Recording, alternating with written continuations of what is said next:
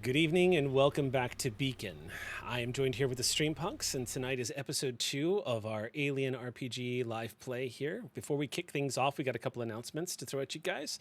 I'm going to go ahead and start by by pointing out that the only reason why you didn't hear a pun just now is because Sam was chewing. Otherwise, there would have been a joke about me throwing things at people. I'm sure of it. Let me go ahead and start with some of the quick announcements. The big ones are this week. The Stream Punks are going to be a part of Fleet Week, which is taking place on Star Trek Online's channel. Sam DeLev is going to be moderating a panel with me, Bonnie, and Lisa Pearl, our new game master for Clear Skies, which will be coming up. And maybe there'll be some information about Clear Skies. I don't know. I'm not the game master anymore of that game. You're going to have to talk to her. All right, so that's going to be October 15th at 3 p.m. this Saturday. And tune in, because it makes us look good. The next thing I have to announce, too, is tomorrow night, Sam, Caitlin, and I are going to embark on the next chapter of our Jedi Shadows game that we run for our coffee supporters of the companion level and higher. This takes place over on our Discord server. This is going to be available VOD, so if you don't get to watch it live, don't sweat it. But to give you a quick background check on what that game is, Jedi Shadows, I believe we've actually officially named it Shadows of the Fallen Order. And what that game is it follows the exploits of 2 Jedi Shadows who are fleeing the Empire during the time of the Inquisitors. So this follows a little bit of beta canon in the idea that there are Jedi Shadows as presented in the Fantasy Flight RPG of Star Wars. And kind of follows these 2 as they try to survive on their own. It is linked to our fundraiser campaign that we did. We did a one-shot where we were introduced to Caitlin's character, who may or may not have appeared in the final episode of Ember Squad. I don't know anything about that. Definitely check it out. That's going to be tomorrow night. Those are my announcements. Does anybody else have any announcements before I do my final spiel and then hand it off to whoever wants to say the last word?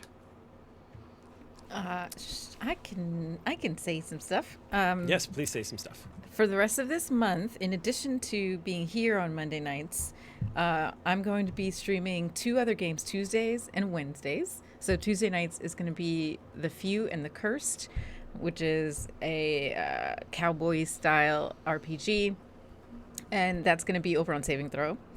And then Wednesday nights, we're going to be finishing up the Mutant Year Zero 4-shot that we've been playing, and that's over at Demiplane. And yeah, those are both in the evenings, Pacific time. Don't ask me the exact time. Just go to my Twitter. That's it. That's all I got. All right. I announced it last week, but we have the Thin Places Radio podcast that I'm producing with my dear friend Kit.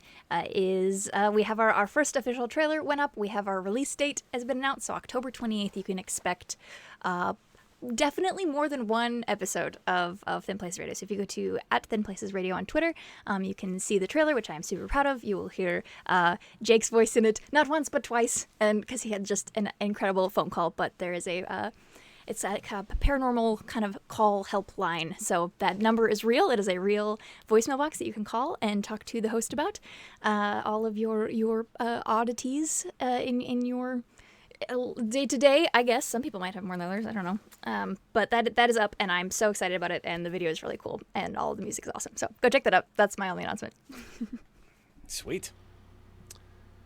Anything else? This month, I'll be launching a new show on my channel called The Green Room, where we interview the entire cast of some of your favorite actual plays. This month, we're going to be starting with The Atomless. Looking forward to that. And next week, you can catch me making a quick appearance over at GameholeCon. I'll say hi to me, but also I'll be weird, so just accept that. That's it. All right. Anybody else? Okay. Well, then I have a few things before I'm going to just launch. And the big important things, too, As a quick shout out, thank you to our sponsor tonight. The episode you're about to see is brought to you by Demiplane. So a big thank you to Demiplane for supporting the Streampunks. If you would like to support the Streampunks, please consider subscribing to QueueTimes and visiting the bit.ly links that you're going to be seeing pop up for the Demiplane website. The Alien Nexus is now live and in early access. It's also worth noting, to celebrate the launch of the Demiplane Alien Nexus, we are also going to be giving away a code tonight to one of the lucky viewers here in our Ox crew. This code will give you full free access to the early access of Demiplane Nexus. The upcoming I think the upcoming core books that they have over there right now is the Colonial Marines book, which is amazing, and then Heart of Darkness, I believe, is going to be the next one that's coming out, and those are going to be releasing pretty soon, so definitely get over there and check it out. Before I hand things off, I do want to point out that they may have thought that they were going to avoid this tonight. It is not happening. Their birthday is in 2 days. I'm going to point at them. I'm going to spotlight them. I'm going to make a loud noise about it. I'm going to try and just get the entire internet to look at Sam DeLev and acknowledge that their birthday is in 2 days. So if you would please inundate Sam's social media feeds with happy birthdays and well wishes, and thank them for everything that they do and everything that they are, and remind them that everybody in the whole fucking world loves them. If you would please, that would be accurate and most welcome. That's all I have. Sam, did you have anything you wanted to say? I was going to, because the longer I spend doing announcements, the less, we do the show, which is, probably not the point, but, in the moment, October was a mistake. October was a mistake, and I feel like last episode, we got a bunch of health potions and a save point, and that never means good things. So, I'm feeling some kind of way. Let's call it excited. Oh, I'm so sorry to steal your thunder. I just realized I have a personal announcement that I'm terrible at. I'm terrible at these. I'm going to bookmark and just say, also, tickets went on sale for my table at D&D in a Castle today. So if anyone's interested in getting to that, completely forgot about that. Okay. That being said, let's capitalize on Sam's total sense of calm and get into tonight's chapter of Beacon.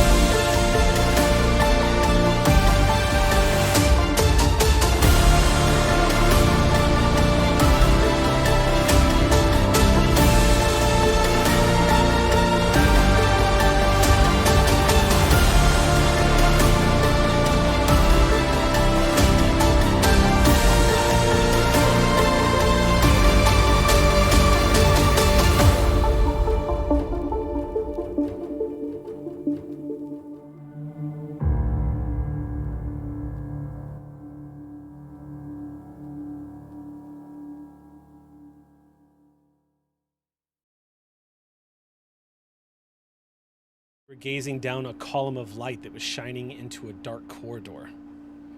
What you could tell down here is that the station has been unattended on this level for some time. You've all been warned that Beacon's lower levels were unpowered, and you were anticipating the darkness when the door opened.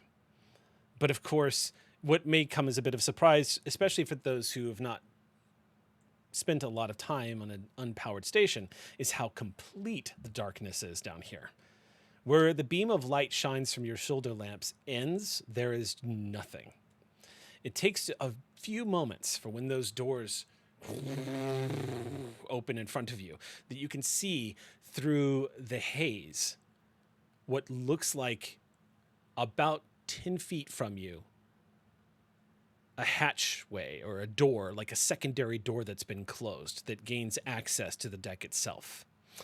Looks like maybe just your standard issue like blast door after the elevator door. A small corridor that has a few access points and a few open panels with these metal sheets that have just been pulled off the wall and gently laid aside. Organized. But the door in front of you, which indicates that you have arrived on D deck, life support. You can see the words spray painted, kind of scrubbed off, scraped off from passage of time, the constant opening and closing of the door. You can also see the Siegs and Company logo and the old name of the station kind of mostly rubbed away, the Z being the only letter that is still visible. And of course, the ambient noise of the station. You are all down here because of a mystery that has begun to unfold. You've all learned that on a few occasions, Beacon staff has come down to the lower decks in order to assess the situation with the station. Beacon Station is old. It was purchased from Siegson. It has not been refitted in any way. And apparently when the staff abandoned the station however many years ago, they left it in a pretty disarrayed state. Everything from D deck down is apparently in total darkness and without power. This has been a big problem, particularly because life support is on this deck. B deck is the cargo deck, which has the medical center, the workshops, the cargo bay, the main airlock, and the Colonial Marshal's office. And then there's C deck, which is the main concourse deck, the widest part of the station that's not the cargo area, that is designed to accommodate people who are setting up gallerias, restaurants, anything for living spaces and commerce. And then, of course, at the very bottom of the station is A deck, the engineering platform, which is where the fusion reactor and auxiliary fuel tanks are kept for vessels that are coming through here. Mother has no information about the status of these decks because apparently the computer systems from that deck down have been largely cut off from the mainframe. They are only giving her sporadic data. It's a bad situation. None of this, though, is the main reason why you're down here. You're down here because somebody very important on the station, was attacked during their last foray into the darkness. Dr. Skylar Khan was down here with a reconnaissance team trying to assess what supplies were left behind and what is still available. Part of one of the many teams that have been sent down here to try to discover what the status is of the station, what the power situation is down here, what repairs need to be made. She returned from that reconnaissance with a serious head injury, which originally was listed as an accidental fall, but which your own Dr. Albrecht has managed to uncover was in fact someone had struck her over the back of her head. In order to keep things quiet, so that the station does not panic, you have all been sent down here, with the exception of the doctor, of course, to uncover what it is that's happening down here, and if there is somebody lurking, or if it was one of the team members that Dr. Albrecht was with. The station securities chief, Asli Mirani, has followed you all down here. She is with you all right now as the doors have opened. Her lamp switches on, and you all see this darkened corridor. The double doors ahead of you. And maybe, to some worry, she reaches down. You hear a clipping sound as she unbuttons her holster and she pulls her gun. and takes the safety off. Just keeps it pointed down with her finger off the trigger. And she just exhales and says, She does not step out of the elevator for a second. She just stands there for a minute and just...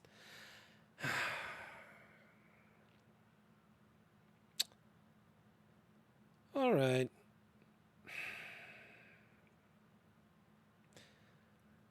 I'll take point. And she reluctantly steps out and moves over to the doors. And one by one, you each follow. By the way, you do have an open comms right now to Director Varela, who is currently topside in her office and is monitoring you guys. However, there are no cams. There are no shoulder cams right now. So she is audio only. And so, Security Chief Marani narrates what she is doing for Varela as she moves down the corridor and comes to a stop. She is coming to the entryway door. Was this closed last time I was down here? You hear Varela say, "Is it closed?" She says, "Yeah, I don't remember this door being closed. Did any of the team close it?" She goes, "Hold on, I'm going to check." Marani looks back at everyone and just waits patiently after a few moments pass. And then you hear Varela's voice over your all's comm saying, "Varela, I just checked in. Nobody closed that door on their way out." Great. All right, great. Well, has anybody logged any moves down here? Has anybody else used the lift? Checking with Mother. Then you hear Baker's voice. "Marani, I just checked with Mother. No one has been logged coming down there, and I haven't seen any of station staff PDT chips using any kind of lift on their way down."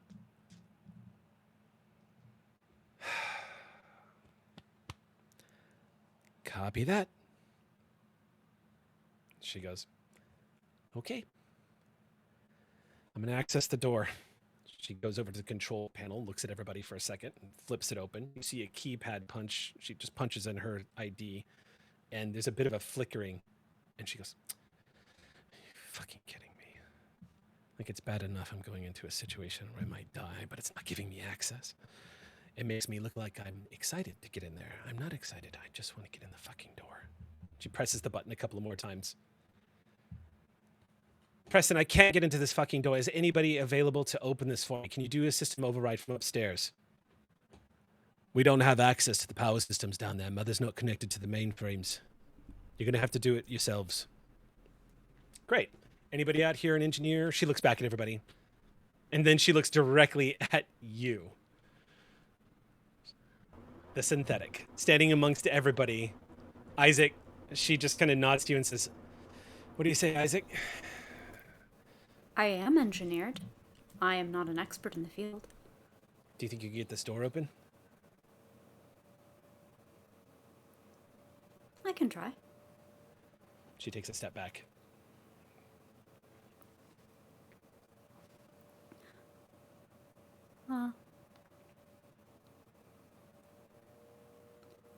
I'll take a moment, look at the door. Is there a good place to fit my hands for a good pull?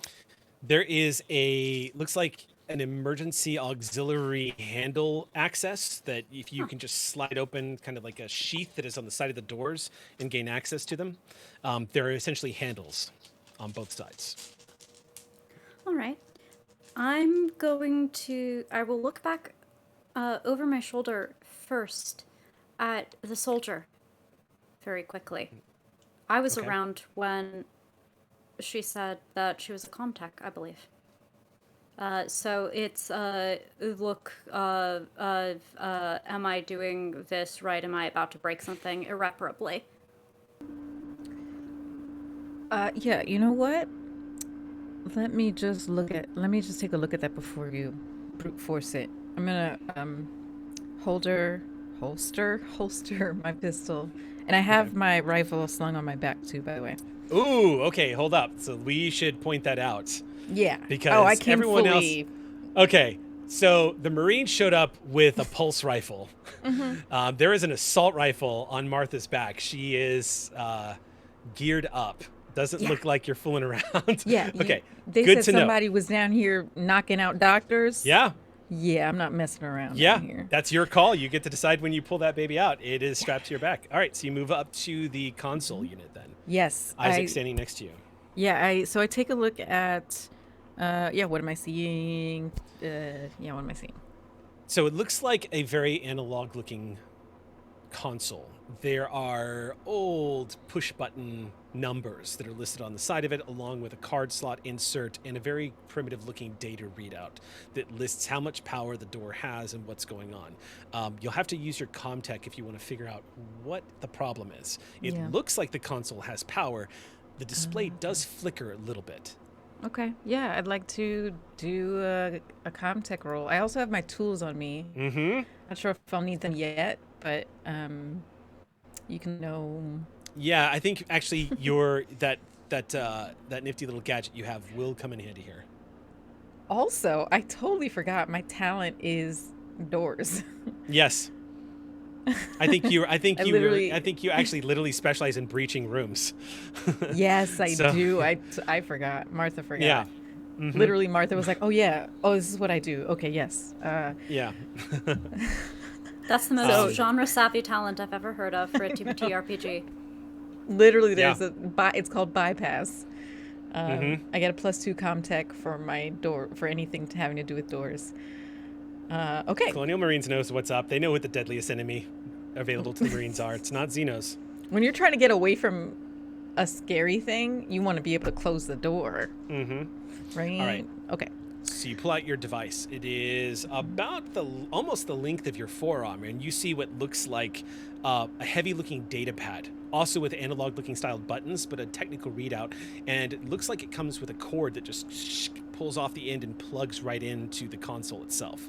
It looks like it has a universal port plug-in. Just clicks right in. The moment it clicks in, you see the data readouts indicating that it has made connection. Okay, so far so good. So, I'm going to have you make your CommTech check here. Okay. So don't forget to add all of the bonuses you get. You should get some considerable bonuses here. You should get, I believe, your equipment will give you a +2. Is that right? Yes, the Seegson SSD device gives me +2. Bypass gives me another +2. So +4 dice for this roll. And then this is like my highest thing that I can do. So this is going to be quite large. So wits and CommTech. It's So like roll all my all D6s those that I dice. have Yeah. here. Roll all those Literally. dice. You just need a 6 to succeed. Okay. More 6s are a good thing. Dropped a D6. Oh my god. Floor dice. Oh no, I dropped another one when I picked up the other one. Okay. I see at least 1 6. Okay. 2 6s. Any more? 2 6s. Yeah, 2 6s. Okay. The connection is established, and you immediately start getting data feedback. It's handy that this is a Seegson device that you're using on a Seegson door, because it seems like there is a software language that they understand. As the device begins to feed data back to your handheld unit, Martha, you see that the device is currently in a safety lockdown mode for environmental reasons. It's detecting air pressure and everything on the other side of the door is perfectly fine. Okay. And it's not giving you a temperature readout, but it looks like what is on the other side of the door is, at least atmospherically, is sustainable and not dangerous. But there's no other information as to why this door will not open. It could be just a circuit. Could be just a jammed door. Okay. I think actually, because you got 2 successes, I think I'm going to give you a little bit more information here. Okay. On top of that, it's at about that point, because you are looking down at the handheld unit, where you start to notice that there are large puddles of water that have gathered on the corners of the walkway. Looks like there's a lot of moisture in here. That's weird. Um. Chief Masani? Is that She's normal? Marani looks at it and goes, Murani. I don't know. I don't know what that is. Yeah, I don't know what that is. I'm not an engineer. And Varela on the comm say, well, don't keep me in suspense. What are you seeing? We got a large buildup of water. It looks like there's some puddles down here. And you hear Varela go, oh, shit. Is this like the comparable to the standing water I saw in the kitchen? No, it doesn't look like it. Okay. Varela's, there's a moment, hesitation when Varela goes, fuck. All of the water tanks are located on D deck. So we sprang a leak, maybe. It's possible. Y'all get ready. If you open the door, there might be an issue. Okay. So I would like to, if I can, do one more roll that's more of a hardware roll, and try to. It sounds like if there's power to, honestly, it sounds like maybe it's locked from the other side. It looks like it's in safety protocol, but you scored 2 successes. I won't have you roll again. Okay. If you want to open the door, you can bypass the safety and have it so that the door will open. Okay, so then Martha's gonna step back and say, okay, I'm gonna be able to open the door, but everyone be ready for either a lot of water or someone or something on the other side. I'm gonna take my pistol back out and have it ready. Okay. There's not necessarily higher ground in this area, is there? No, welcome to the claustrophobic, contained world of your life now. On Beacon Station. I'll stay at the front. Okay. Marani grabs hold of something on the side of the wall. Yeah, I was gonna say, there are handholds. Okay, I will do the There's same. plenty of places nearby that you can just improvise a handhold. Okay. Grabbing some of the bulkhead that is just, a natural part of the structure. You just kind of reach up and hold on to it. Ready Everyone for you. ready?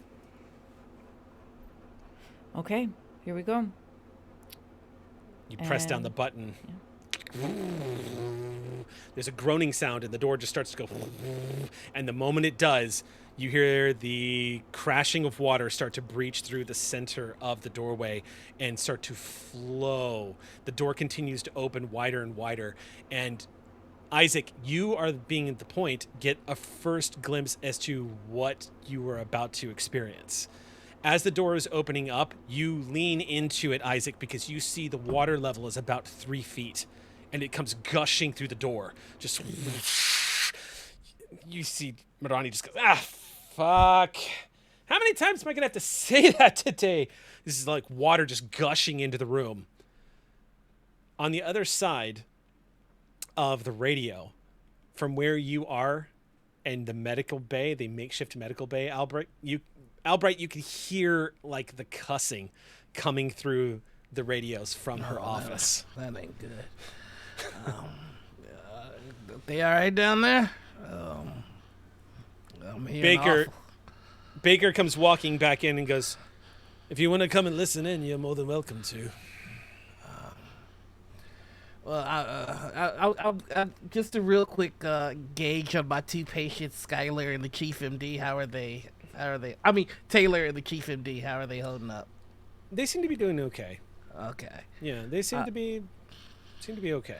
Are they at the point where there's like nothing more he could do for them? At the moment, Yeah. it would seem that way. Also, the Dr. Skylar's been showing some signs of improvement as well. It seems like you've seen some movement from her. She's actually muttered a few things in her sleep, which is definitely a good sign. But yes, it would seem like things are. All right, I'm gonna just tuck them both in, and then make my way over to the listening party. God, I really don't want to hear nobody get injured. I hope they're okay down there. You walk in just in time to hear Marani goes, "It smells like shit," on this radio as it comes blasting through. Back down below, For those of you who are capable of smelling it, it doesn't smell like shit. It smells like rancid water. It smells like swamp water as it comes gushing and flowing into the main area. The water in here is going to be at least up to your knees, maybe a little bit higher as it begins to settle in. But after the initial onrush of the water, you now find yourself staring into a completely blackened space station that is in front of you. Again, now instead of resembling just an empty dark corridor of metal hallways, it now resembles something closer to like a bayou. You can see what looks like some substances floating on the surface. They doesn't look like, some of it looks like paper debris, but some of it also looks like it might be biological. You're not sure what it is, but it floats in big, thick, like patches moving across the surface. I would say it smells like rot and rancid swamp water down here. And it's enough to almost immediately make Mirani gag a little bit as it comes flooding in. And after the water settles, she just goes, "Oh, I need to renegotiate my contract." And adjusts the light and says, "Okay, well, we're now all thoroughly saturated in filth, so we're going to make our way in." Yes, Isaac. The size of this room and dimensions is known. The volume of the water tanks is known.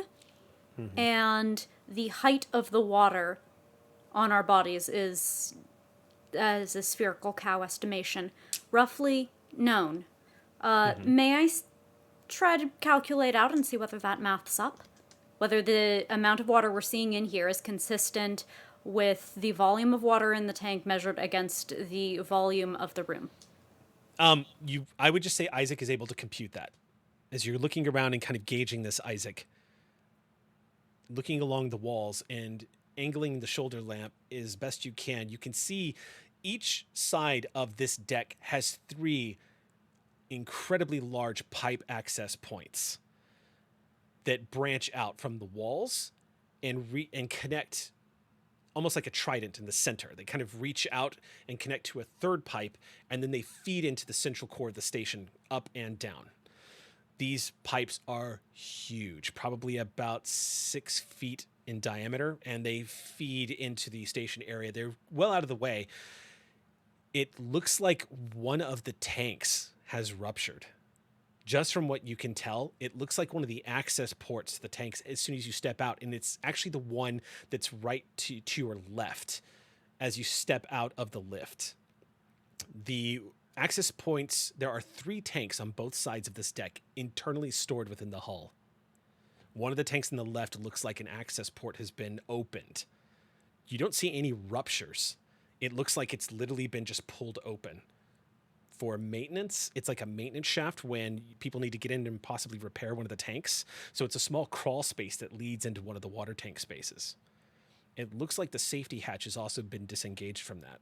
This is all flanking what you know to be the garden, the area where people were growing crops and people in some cases were actually keeping animals. There were places in here that were being used for not only growing food, but also as sort of a botanical nursery for the station staff that once worked here.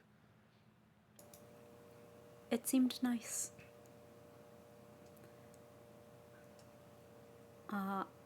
Is the access point the open area below or above the water line at this point?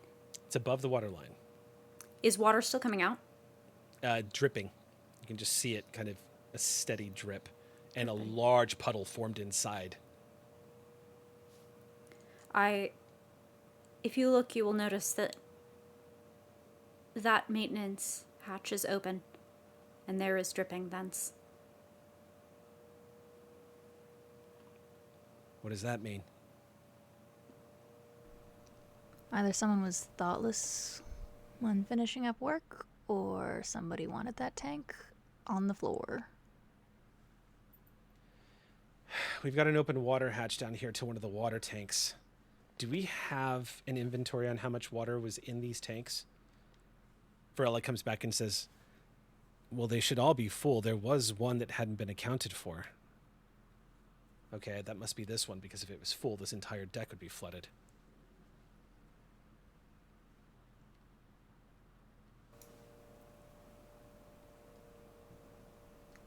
I would like to go and close it. Is that all right? Marani just says, you're the mechanic staff of Beacon. You have authority here more than I do.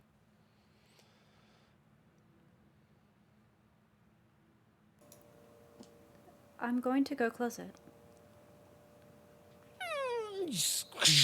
This huge thing just closes up.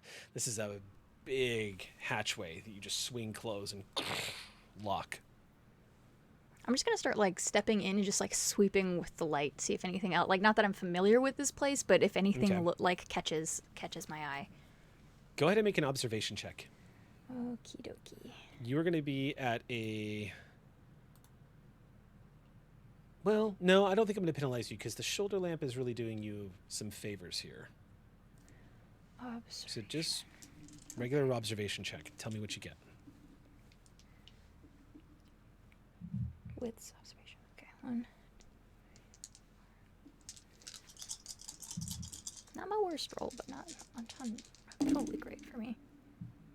Ooh, two sixes. 2 successes. Okay. So you sweep the lamplight across the room and you see what looks like a room that was definitely functioning as some kind of biological preserve at some point. You can see rotting vegetation floating on the surface of the water. There is mildew that has started to grow on sides of the wall around the areas where you can see a lot of the water has formed. You get the impression that the mildew's probably been here for a while, maybe before the water was even let out. Obviously, it looks like it's mostly stayed regulated to the areas where the plant life was growing. What you can tell too is it looks like there's huge stalks of dead plants that are just slumped over. They're kind of unsettling to see. They almost look like just giant bodies that are staked into the ground and are slumped over. You think you see what looks like the remains of a few small animals that have long since decayed floating around the surface of the water. It could be rats. They're certainly the size of rats. But at this point, you find yourself, Tig, covering your nose as you're looking inside the garden area. This place might have been... It's huge. The interior of this place takes up the entire side of the deck and will be a great place once it's up and functioning again. But it is wretched in here right now. Those weird patches that you see floating on the surface just look like patches of maybe mildew or moss. You're not entirely sure. You don't want to know. It just kind of gently floats past you. I'd turn kind of to look at the folks who have spent significant amount of time here, and it's kind of like, is there any circulation through the rest of the station from here? Or is this pretty much closed off on its own?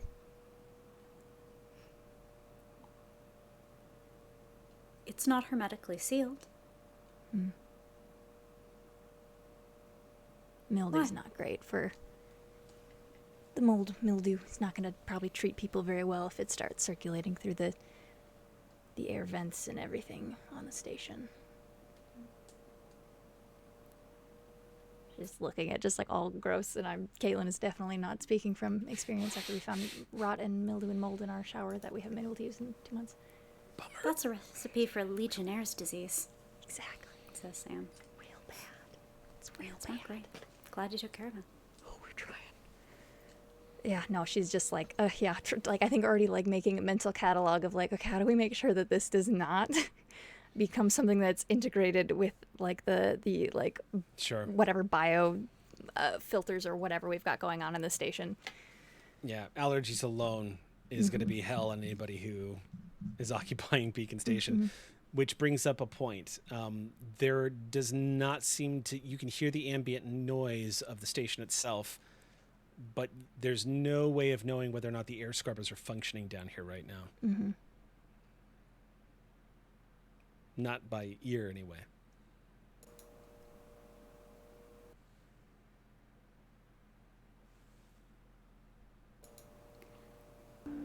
Okay, so it's really rancid and gross down here. We have a really bad leak, maybe, from the water tank access pipe. Anything else we can assess while we're down here? Marani glances about and says, I could check the other side of the deck. Okay. She begins to slosh her way over to the other side. To give you an idea, this is a circular room, just like the rest of the station. And the very center of the room is the lift you all came out of, this giant column that kind of separates every side of the deck. On one half, you've investigated the garden. As you move around this giant center column, you notice two things. One, there is a mother computer access terminal here that's flickering. You see the greenish light blinking on and off as it's trying to reestablish access over and over and failing to do so.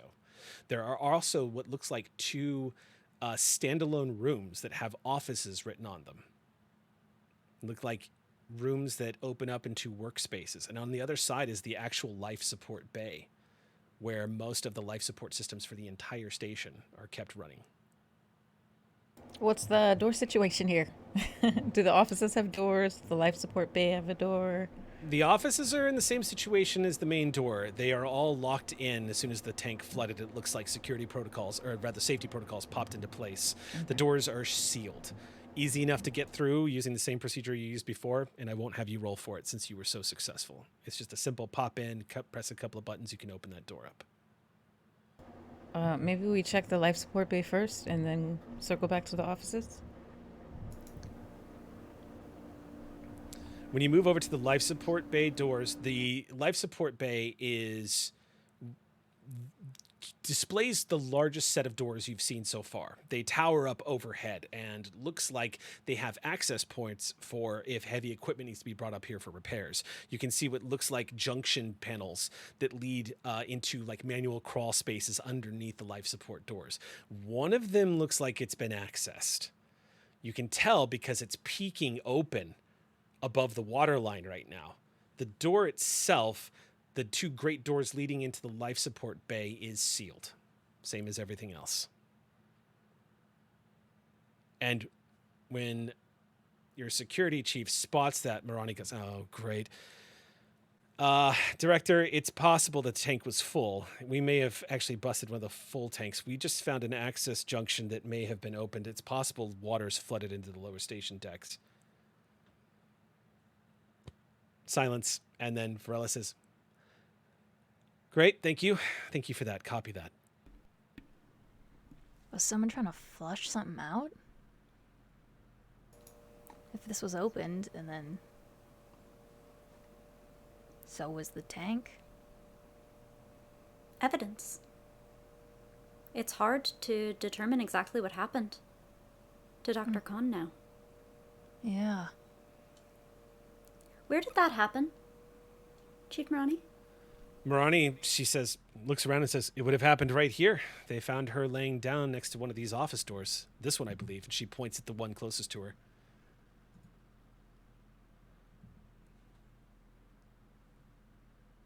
Martha, can you get this thing open? Yeah, everyone ready? Let's do it. Okay. Marani immediately takes a couple of steps back, water sloshing around her knees as she raises her gun. Tapping sounds, fingers on heavy plastic as code input echoes throughout this swampy, dark area. And a few moments later, the door goes... opens up as the water gushes in. It's a 10 by 10 office.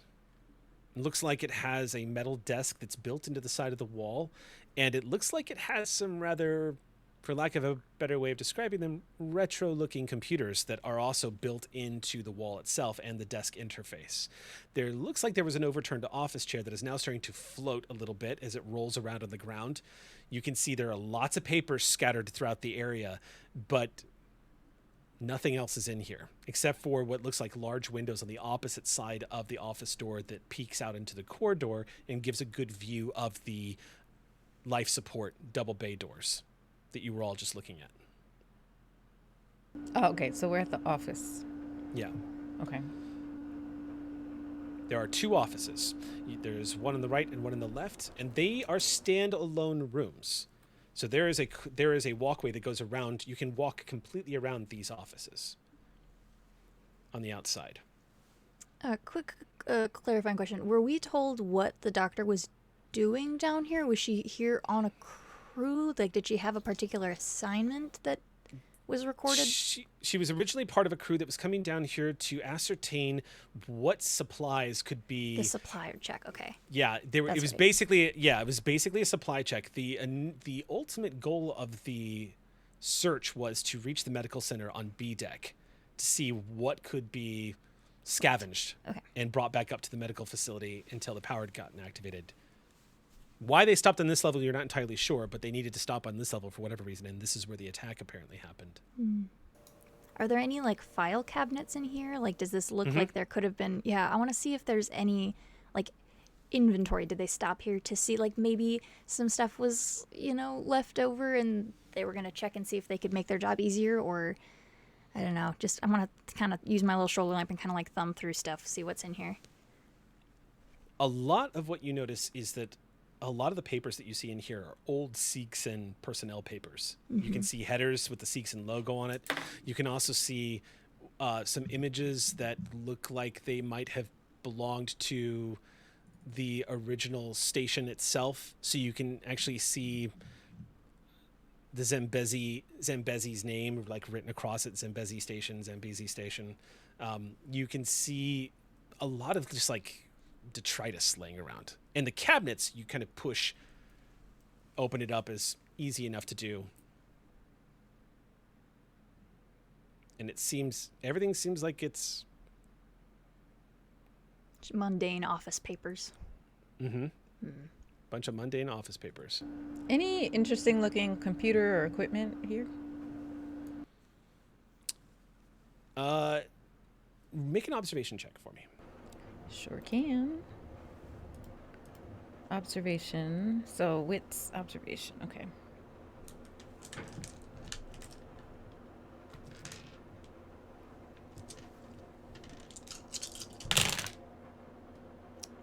No success. Okay. You glance around, and as you're looking through the area, it looks like the computer in this room maybe functioned at one point, but it looks like the first thing you notice, Martha, as you glance down at it, is it looks like the lower left corner of the screen shows some signs of burnout. You can see scorching on the lower left corner. Like, at some point, this computer fried itself. It looks old. Doesn't look like this happened recently. Okay. Maybe a power surge of some kind. Okay. Anybody else got anything else to do in this room? It is frustratingly empty in this room, aside from all of this. She was found outside the door. Yeah. Can I go just, like, examine... I know there's water on the floor, but, like, the walls, the door, just, like... I'll have the... Yeah, the ceiling, just, like, that whole area. I'll have the security officer, like, show me specifically, and I just want to, like, look, and especially She's gonna look with you. Okay, cool. With the doctor having said, like, oh, this looks like it was very clearly to him a on purpose. Yeah. Maybe there's something left over now with that in mind. She rolls 2 6s. Go ahead and roll for me. Observation would, again? please. Yep, observation check.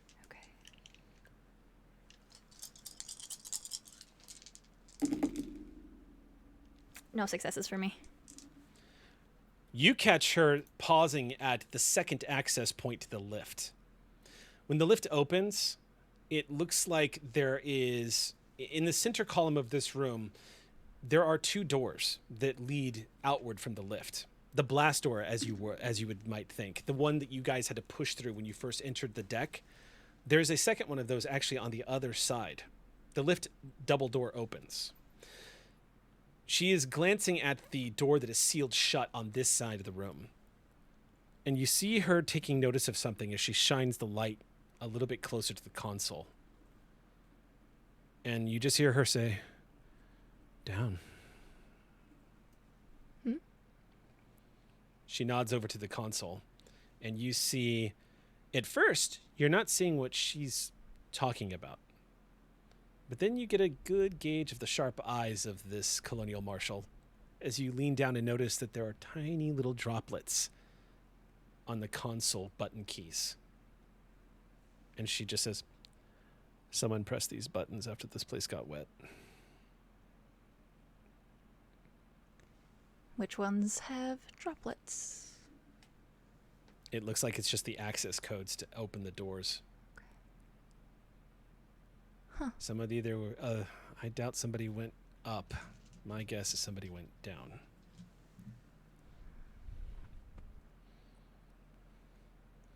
Based off of the information that we got before we first got to this deck, no logs of anybody using the lift coming down here in the past 48 hours. The only place it's not recording data is everything from this deck down. Someone's down here. He goes into the comms. Hey, ground control. How hard would it be to take stock of who is and isn't accounted for at the moment up top?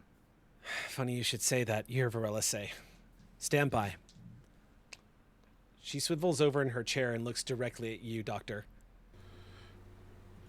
Well, I don't know anybody. I just got here. I know you just got here, Doctor, but you're also our only working doctor. Baker, I want you to put this man on duty. I need to get PDT chips in every single staff member of Beacon, and I want it done in the next 48 hours. Baker just looks at you and says, "Looks like we better get to work right now, then."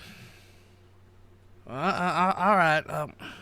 How much longer are they gonna be down there? They don't need to eat that sandwich all in one bite now, do they? Varela says, "There could be somebody who's trying to kill people loose in the station, Doctor. What do you think?" All right. Well, let's get to work. Do what we can.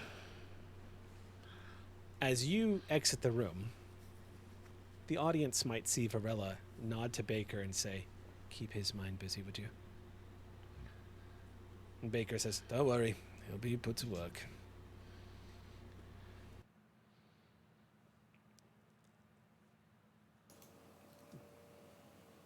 There's something I'd like to look for. Back What would you like to look for? downstairs. The report we got initially about what happened to Dr. Khan said that she went with engineers and they heard but didn't see what happened. I want to go to all of the places that you can't see the door of the office from and see if there's anything that an engineer, let alone a group of them, would be doing. It looks like maybe that might be the garden, maybe that might be the life support bay. I just want to see if it makes any sense. You move around, Isaac, glancing down at the water that's murky beneath your kneecaps. You move over to the hatch door that you just closed, glance over to your shoulder to the left, lean over to see if you can see the office from here. You slosh your way over into the garden area and glance around, just in time to see a dead thing float past you.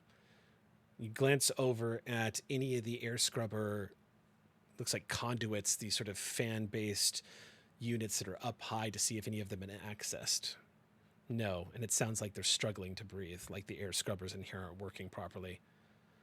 Making note of that, you glance back over your shoulder at the other access points to the water tanks. Those have all been sealed and they're not showing any signs of access. And then you move all the way back over to the life support to see what the view looks like. And you start to get a picture, Isaac. The access port right in front of the life support doors. From here, you glance over and you realize you can't see the other side of what was going on in the office. Maybe the engineers opened this, were working on it, heard the attack, moved over to find her laying on the ground. Raises some interesting questions. How would the attacker have gotten away without being heard? Lots of questions. They didn't spot an attacker. It's possible they just found her laying on the ground and panicked and brought her back up immediately without searching for an attacker. It doesn't rule out the possibility that one of them attacked her. And then I guess the others would have had to have decided to cover that up. They would all have had to be in it. Is there any place, method of ingress into the room other than the lift that someone could have taken, large enough for a human? Only one.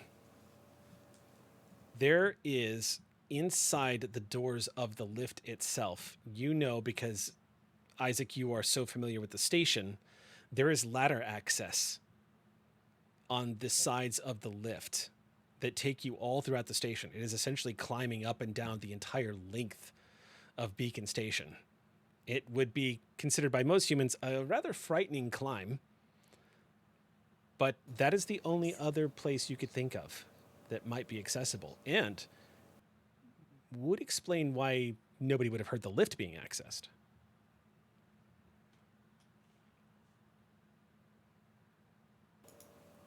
That makes sense.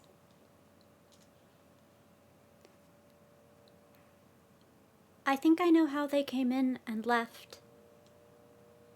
Unless the engineers are in on it together. But that's a lot of people to agree to one lie. Marani nods and says, I agree. I think the doctor is very popular on the station. I can't think of a reason why anyone would attack her. At least, what's your take on it, Isaac? Where did they go? I think they came from cdec or below through the ladder's access, and probably left that way as well. While the engineers were working over at life support. This immediately gives everybody a sense of pause. C-deck is the main concourse. It's one deck down. And it has implications. If they came from C-deck, who the hell is it who's been down here in the depths of the station this whole time?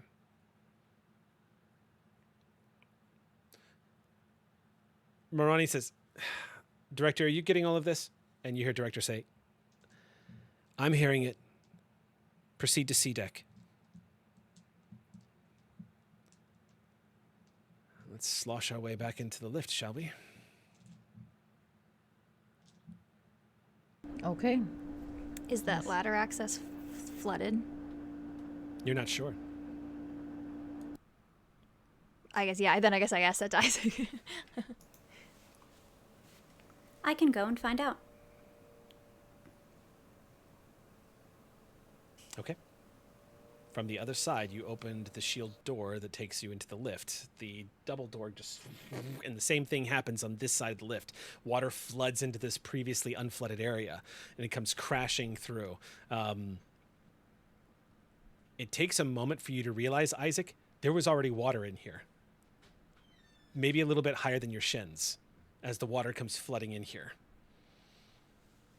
You see, indeed, one of the hatches open to ladder access.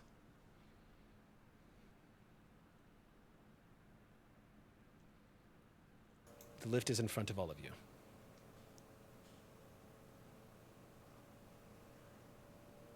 You can hear the sounds of water now flooding down the ladder access point to the decks down below.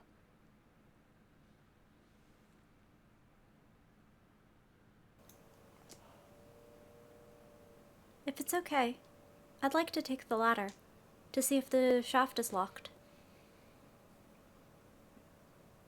Just be careful. Of the person here? Yes. Okay. Do you want backup? If there's enough water, you won't be able to breathe. Fair point.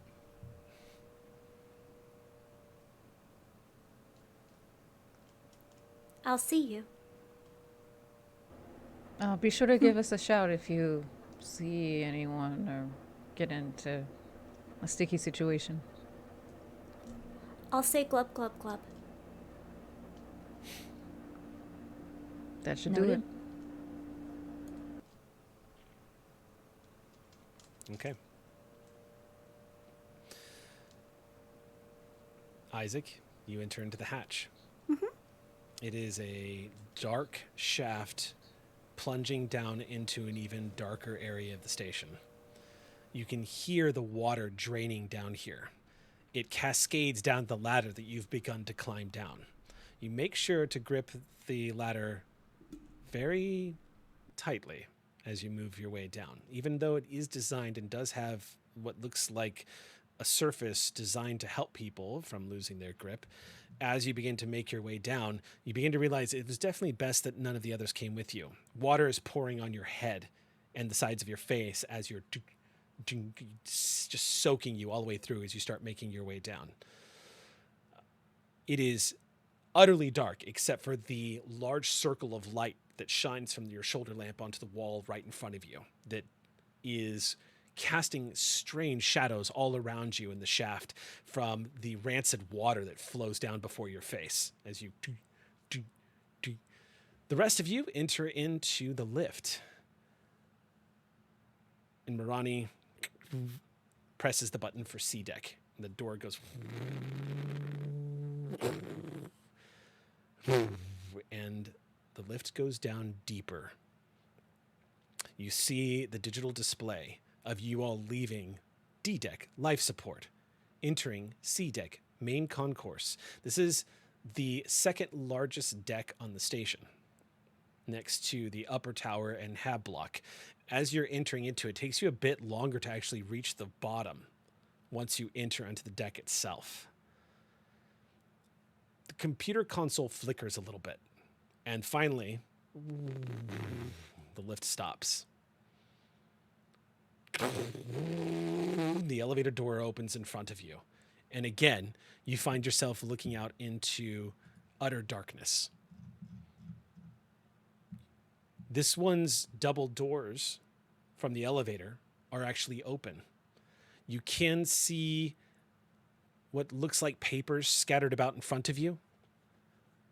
And you can see from the distance, giving you an idea of how cavernous this deck is, the flickering, the eerie flickering of computer consoles built into the wall, as Mother is continuously trying to establish contact with all of the computer consoles of this deck down below. But what's also curious is a yellow alarm light, like an alert, like almost like a police siren's light, slowly flickering in yellow all throughout here, causing sort of like a gentle blinking sound, indicating some kind of alarm. It gives you flashes of what you're seeing on the other side beyond the shaft of light that looks out into the corridor in front of you. A few moments later, Isaac, you reach the hatch that leads you into the main concourse deck. You open it up. This has been closed. It was not open. You push it open and find yourself in a dark corridor that is situated much like the deck above you. The center column is the areas where the lift works. But as you exit the ladder access, Isaac, you see a large, expansive space. Down here, this is where people congregated. There's a gym down here. There's a lobby down here for the spaceport. There's an old inn that was apparently for travelers who were passing through the system on this far edge of the frontier. Restrooms, there's offices, and there's old areas where gallerias had been set up for storefronts and restaurants. All of it is dead silent. It looks like how we today might view a darkened city at midnight after the zombie apocalypse. Everything has just been overturned, papers everywhere. It looks like this place is just a ghost town. You can see large tables set up for community eating down here.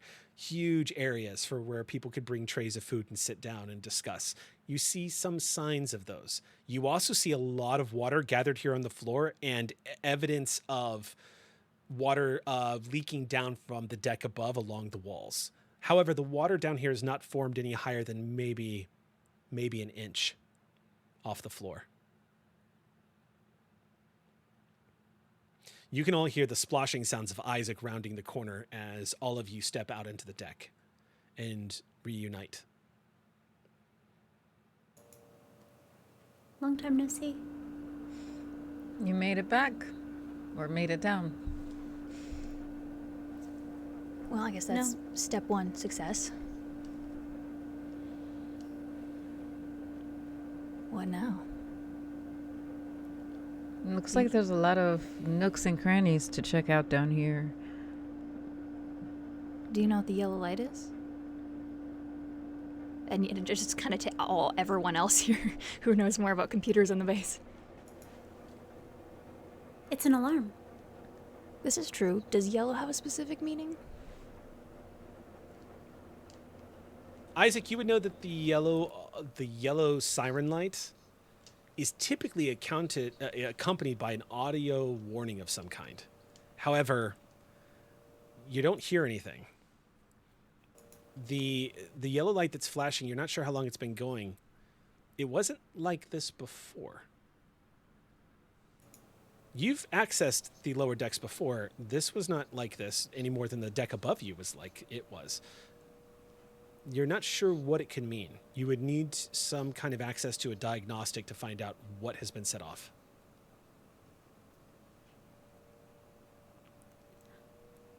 What panel would I use if I wanted to manually disengage the audio portion? That would be the computer access panel that Mother is attempting to access right now. You would actually have to go over to the computer and access to see if you could get a log. And if you wanted to access it, you could use that.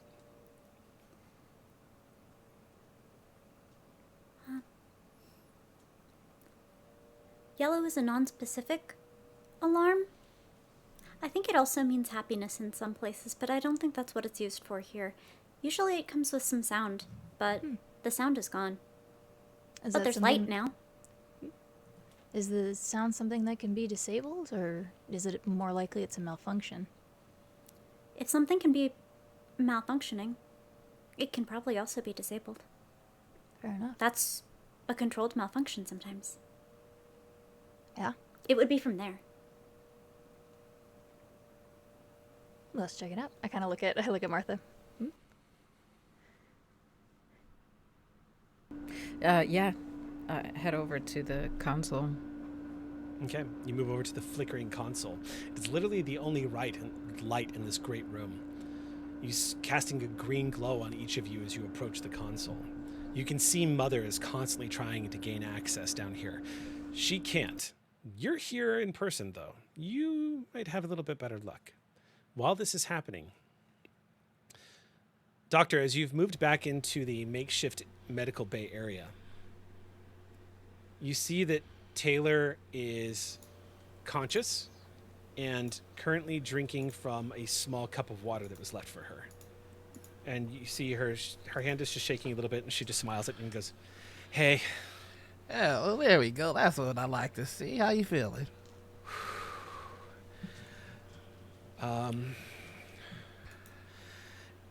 Honestly, I'm a little freaked out. Well, you should be. Your body moves faster than light. It wasn't meant for that. Yeah. I heard what happened. I don't remember any of it. It's fine. Better that you don't. Well, it's just good to see you up and about for the most part. Oh, well, please. I was just gonna ask, am I in sick bay?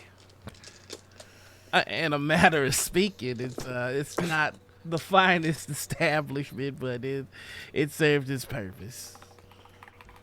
She glances over at the countertop that's about 20 feet away from her and notices the bar stools, one of them slightly bent, and glances to her left and sees the open area. It clearly looks like there's some overturned restaurant tables that have been pushed up against the wall, and she glances back and goes, Are we on Beacon?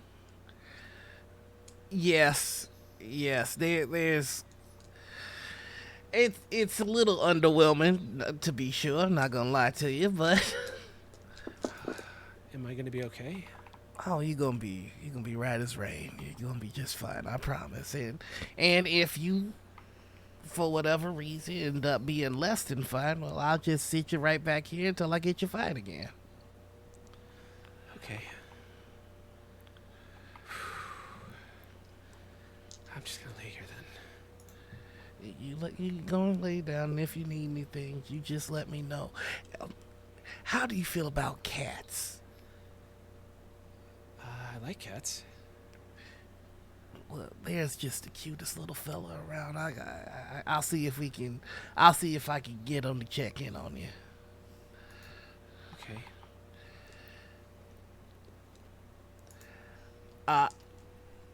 Let's kind of make sure that Taylor is okay. I'd like him to try and go back to the listening room because he's curious to see if he will be stopped. The moment you turn, she grabs her hand. Wait, Whoa. you're not leaving. Are you leaving? No. I've got other patients. Oh, you know what? I need you to make a check real quick. Absolutely. So, as you, no. It's fine. Make a medical aid check if you would, please. Absolutely. Yeah, that's medical is 3. Empathy is 5. Does he get bonus from equipment, or is this just like a visual check? This is a visual check. Okay, cool. Yeah. All right.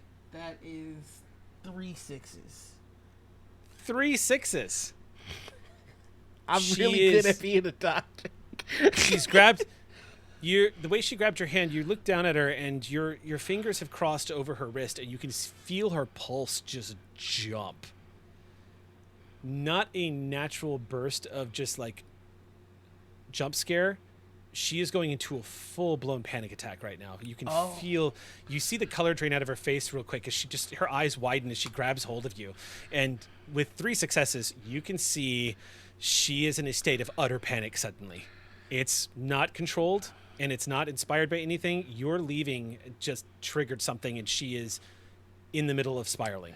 He's going to take her hand and sit on the little cot with her and go, Hey, did I ever tell you why I became a doctor? No? It's because I was really bad at baseball. Baseball? Yeah. I really wanted to be a baseball player and never took. But what I did learn is that I had a natural way about people. See, I wanted to be a pitcher, but my hands shake something fierce sometimes when I'm nervous, and I accidentally beamed a kid right in the head. Wasn't a good picture, but I made him laugh. And when he was laughing, it wasn't so bad. Right. Do me a favor. Yeah. Make me a manipulation check. Okie dokie. Oh, I'm not good at all that manipulation. That's just 5. Yeah. That's still empathy. You still should have a big base at least. Oh yeah, it's still 5. Okay, so that is 2 6s. I really wish I could just show you. 2 6s. Okay. Albright. Uh, You see the smile crack on her face as her breath starts coming back under control, and she gets totally lost in the story. And she laughs a little bit, and she goes, I had a little brother that was in Little League. I used to go see his games. What was his name? Jonathan. Jonathan. You know what position Jonathan played? He mostly was first base, but sometimes he was pitcher. I was first base too. Couldn't catch even. It was really a disaster. And as she smiles, her pulse rate has already started to come down. You have pulled her out of it, successfully brought her back down. Her mind was getting away from her for a second. You distracted her into another corridor that is a much safer corridor. he's still gonna stay with her. Like it's one of those. My arm is mighty tired. You mind if I rest it on here? Sure, yeah, no, that's fine. It just kind of. And then her brow furrows for a moment. Uh-oh. And you see she looks over your shoulder and she goes, "Hey, is she saying something to you?" And nods.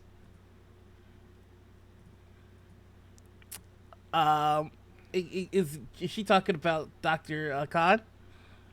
Glance over behind you and Dr. Khan is muttering something. Her All right. eyes are slightly open and you can see the whites indicating that she's still unconscious. But she's muttering something over and over and over. You did I would not have noticed that. It's very important that I get down whatever she's saying as part of the diagnosis. All right. Okay. I'm gonna be right back though. Okay. Okay. And I'm gonna get my assistant to come check you out. You can see the clench in her jaw as she reaches up and clutches her chest as she just kind of leans back into the bed. But she puts on a brave face as you move away from her bedside. You move over to Dr. Khan, and sure enough, she is muttering something, whispering something over and over and over. Her eyes rolled back, but you can again see the bottom whites as she's just kind of. All right, doctor, what do you got for me? And it's like ear right to the lip to try to hear what she Make said. an observation check, and I'll give you a +1 die to the roll. Okay. Observation. That is wits, which is a 4, and observation is a 3. Good dice pool. Let's hope your luck continues. Okay, that's only 1-6. That's all you need. Apollo. All right. Over and over. Apollo.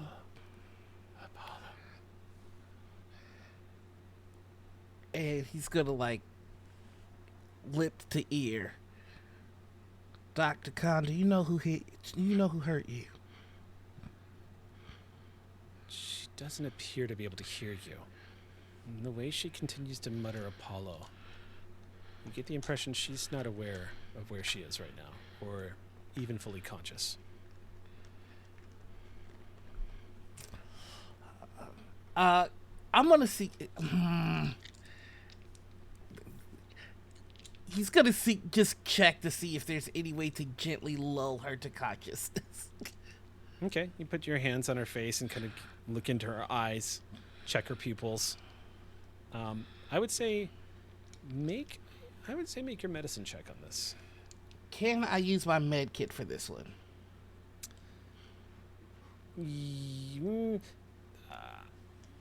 If you're trying to wake her up, yes. If you're trying to see if you should wake her up, no. God, Noir is just like, screw it, I'm waking her up. But Doc is going to check to see if he should wake her up. Okay, make your medicine check. So that's going to be without the. Okay, so that's 5 and 3. That's 8 again.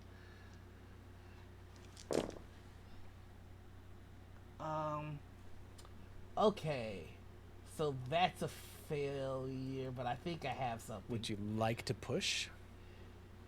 Yes, I would. You have the distinct honor of gaining the first stress point of the game. So, gain 1 point of stress for pushing, and when you re-roll, add your stress die to the roll. Okay.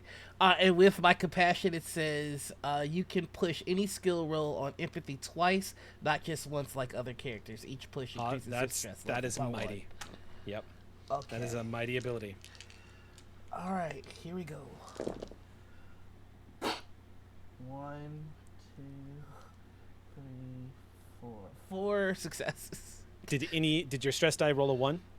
No, it did not. It rolled a 2. I don't know. Is that bad? Am I gonna die? No. If you ever roll a 1 on your stress die, it is a check on the panic table. Okay. So, but you didn't, and it could cause your roll to automatically fail, but you're fine. So, with 4 successes, you can conclusively state that she should not be brought up yet because you have already medicated her recently. She is currently in a place you could do it, but it wouldn't be the healthiest thing to do for her at this point. It could be a little traumatic in that she probably needs to wake up on her own time. She's stable. If you force her into consciousness right now, it could be a shock. But it's also possible. Dr. Khan, I really need you to wake up. I'm gonna let you do it on your own time, but if there's any part of you that can hear me, please. We gotta figure out what's going on, and I've got a couple of friends in a weird place, and I don't like it. I'm getting a bad feeling about it. So, you do your healing. Just try and hurry it up, would you? Again, you're just met with the repeating word over and over. Apollo. Apollo, Apollo. And she seems distressed as she says it.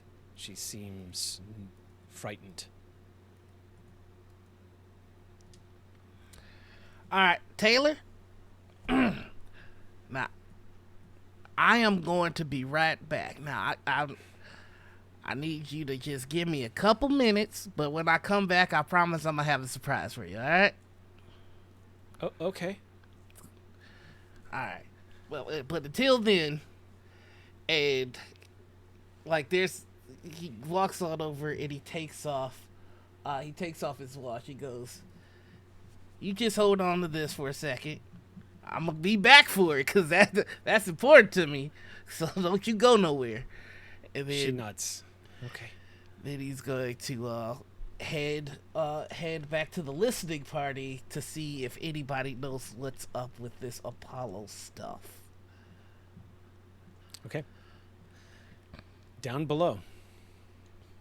Accessing the computer. Isaac, as you enter a few of your command codes to gain access to the alert status of the computer, you see that something has been triggered on the deck below. You're not getting a lot of information as to what it is, but it looks like the computer's environmental systems have triggered safety protocols, and it's the flickering the yellow light up here. You think might be connected to that. It's a Comtech role to learn more.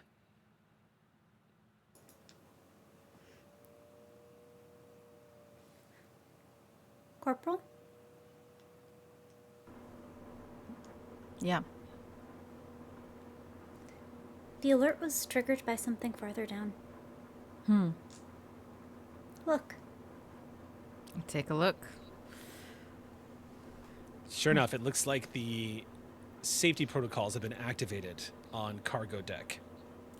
Okay. B deck is literally the deck that the director is trying to get to. Is it possible for me? Can I try to, or maybe actually, I'm going to ask Isaac first. Isaac, is there a way to tell is there a way for you to tell what the access code was used, like whose access code was used to trigger this alarm?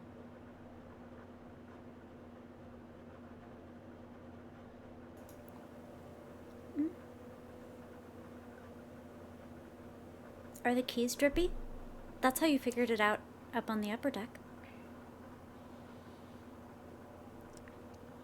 She leans over and takes a look at the keys. They don't look drippy. But if it was triggered from down below, then we'd have to see if the down below keys are drippy. But what I'm wondering really is if there's a way to do it through software.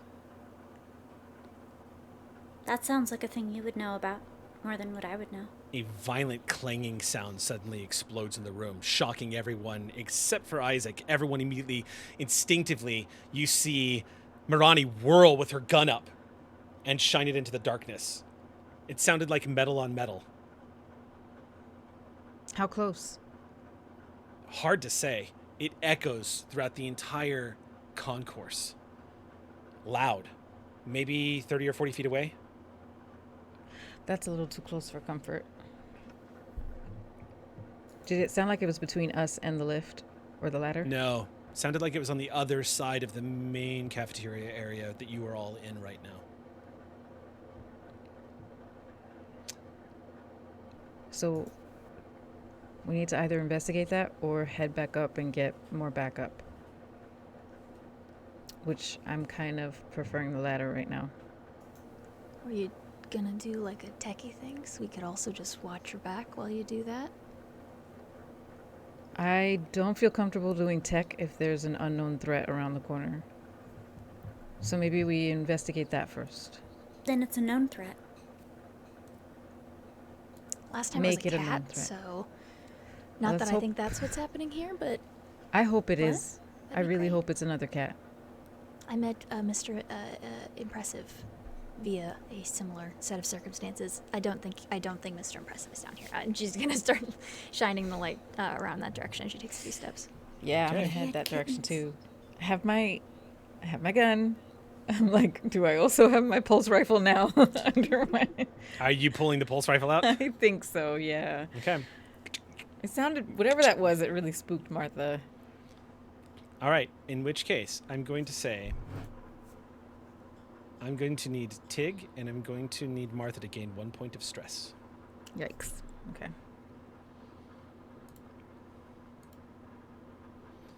This has nothing to do with like a panic roll, right? This is not Nope, an it's just actual. 1 This is point of just stress. Okay, Yeah. cool, excellent. Just want to make sure.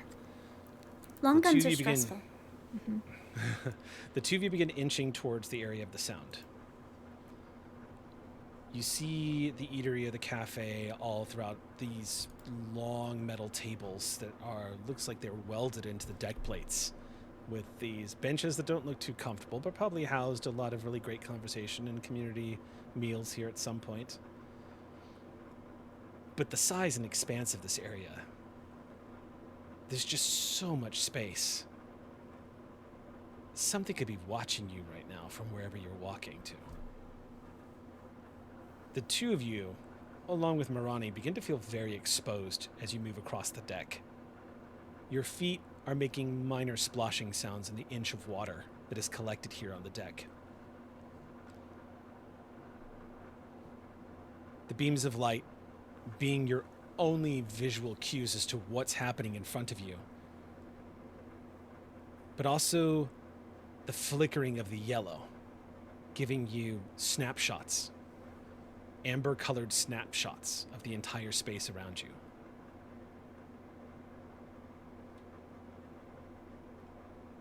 Make observation checks. The difficulty is at 1, so -1 die from your observation roll. So Subtract one Zero six-sided die, observation. and it can, if it's, you never subtract your stress die. However, Stress. Okay, got it. Okay. oh, we had a stress die. Okay. Yep. So, So don't forget to Whatever roll you your do, stress die. -1 plus 1 stress die.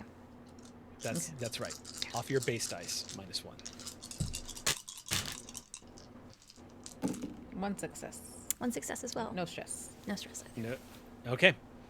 By the time the two of you reach the other side, you see what looks like a metal pole of some kind that has a latch at the end of it.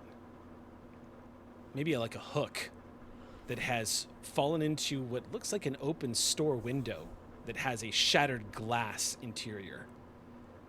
Because you've successfully rolled the observation check, you realize this looks like one of those long metal poles that are used to put up letters on advertisement signs near like store windows and whatnot. It looks like it's fallen over and clattered into the corner of this broken window. We know Dr. Khan was struck with something. Mhm. Did we ever get told or seen like what kind of like blunt object it might have been? Something heavy. Something heavy? Does it seem like it might be an object with weight? Probably an object with weight, but this metal pole doesn't look like it's an object with weight, not from what you can tell. It looks like it's hollowed out. Got it. It's probably the equivalent of like a metal broomstick, just a little bit longer. And which corner of the concourse are we in? Closest to the restaurant or the... Yeah, you've currently moved across the concourse now from the computer console. And right now you're over near the restaurant and the restrooms, near the gallery on one side of the inn, yeah. Okay. And is that metal pole moving or... Nope. Okay. How is it? Is it like leaned up against the wall or... It looks like it probably slid down the side of the wall and clattered to the ground. Okay. Did this inch of water come down here with us, or was it already down here? Good question. Because our movement in the water could have knocked something over, I suppose. Yeah. But was it literally just that? I mean, we didn't. If something was walking around, we would hear. And she kind of like kicks her feet a little bit in the inch of water. Not that we're that quiet. God, I was really stressed out over that, and I put my pulse rifle back on my on my back and walked back over to the computer console. I want to look up. Console. I want to check out the wall and the ceiling area over here, just to cover all our bases, and also The to light make is Sandra look proud. The light is catching the reflections of water that has trickled down along the metal hull from the deck above, from a few of the access points, and is just slowly leaking down into some of the areas down here.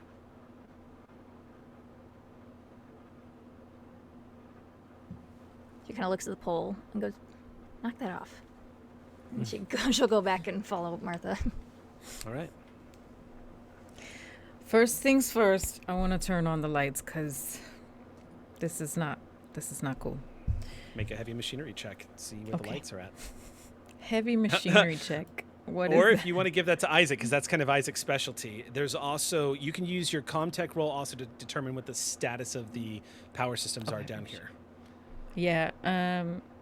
Isaac, can you turn on the lights? I can help, maybe. I'll see what condition the panels are in. Okay. If the lights can be turned on, I'll try my best. Okay. Okay. Okay, Isaac, you move over to one of the access panels, which is actually not far from the mother terminal. Pull the panel off the wall, set it down into the water. You see in front of you, it looks like it's just pull open the box and you can see some of the junction points of where the power cables are. It looks like it's in decent shape. Go ahead and make a heavy machinery check for me. All right. I have a maintenance check that diverts power to or from electrical junction boxes and adds a +1 to heavy machinery rolls. Nice. Okay. Make a roll. 1 success. 1 success. Isaac, the power couplings and the power that's being fed through here from the fusion reactor down below on the bottom of A deck, all of it looks perfectly intact, and indeed, this needs to be maintenanced for sure. But it looks like it's operational, which tells you the lights in this place aren't functioning. They're probably getting power, but you might guess with that roll, Isaac, that it's been so long since this place has been maintained that literally the bulbs have burned out or been smashed or are destroyed. All you can assume is that it's a quality issue with the lighting systems, not the power systems, but the lights themselves, which should be fully operational for decades before they require any kind of maintenance. So the failure point is at the bulbs, and this is consistent with the poor maintenance situation? Am I understanding that right? That seems to be the conclusion to draw here. Okay. But a lot of the lighting fixtures have not actually been checked. They just haven't been activated. Oh. Can I try that? I could stand on things. It's easy enough to move over. A lot of the lighting fixtures are literally just strips that are in the wall that go up 10, 15, 20 feet, designed to softly illuminate the areas around them. When you move over to one of the ports, you can see that this panel, which is accessible through using your machinery tools, popping it open and checking the lighting fixture itself. I won't have you roll a machinery check, but as you pop in your maintenance tool, wedge it open, you pull it aside, and you guys see Isaac accessing this large wall panel that's about 15 feet high, a strip essentially that would house a light of some kind. The illumination would be enough to light this entire side of the deck, and there's about 7 or 8, maybe 8 of these on this side of the deck alone. You pull it open, Isaac, and stare into an empty socket. There is no lighting fixture inside. It has been completely removed. Is it like one of those long office bulbs? Similar, but if you can imagine a more futuristic version of it, it is simply a large tube that would function as a light, yes. It would be what you might consider in our world a large office bulb. It has been completely pulled out of the socket. If you hit someone with it, would it cause lacerations to the scalp? Possibly. It has a metal housing on it, but it's not very heavy. The thing would certainly shatter and bend if if someone struck somebody else with it.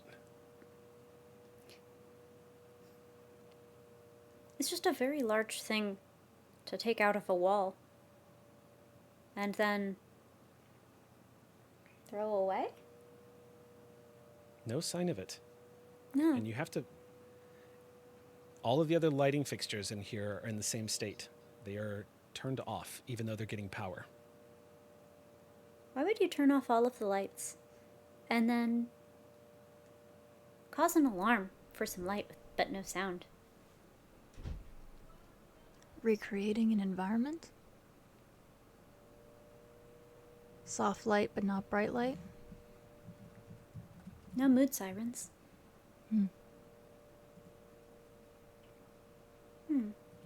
Now I'm going to ask for the Comtech roll from Martha. Okay. Make that Comtech check. Okay. And I'm checking for the signal that came from below. Right? You're trying to figure out what's going on with the environmental systems on the deck just below you guys. Okay. This will be B deck, the cargo deck. So would this be software or hardware?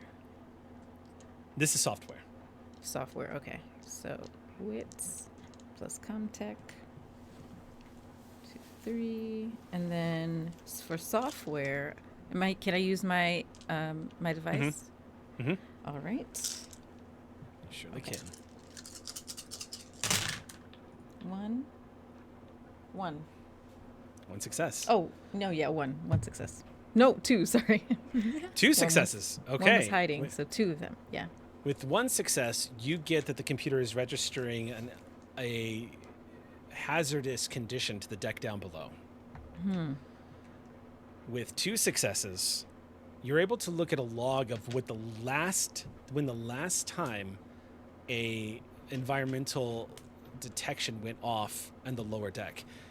It's important to keep in mind that Mother is not currently able to establish a connection with the consoles down here. So a lot of the diagnostic feedback that they are presenting is not being fed up to the mainframe right now because of, for whatever reason, it's not entirely clear. A lot of power fluctuations flowing into the computers. Very odd. I'm going to relay all that back to everyone. What you see is the last time it was logged was in the past 48 hours. You're detecting low air pressure in the deck down below and a temperature reading negative 14 degrees Celsius for the entire deck. What? Does any of this make any sense to any of you? Because I'm stumped. This is above my pay grade. You see, the marshal, she just kind of... Marani sighs and just says, I don't know what any of this means. I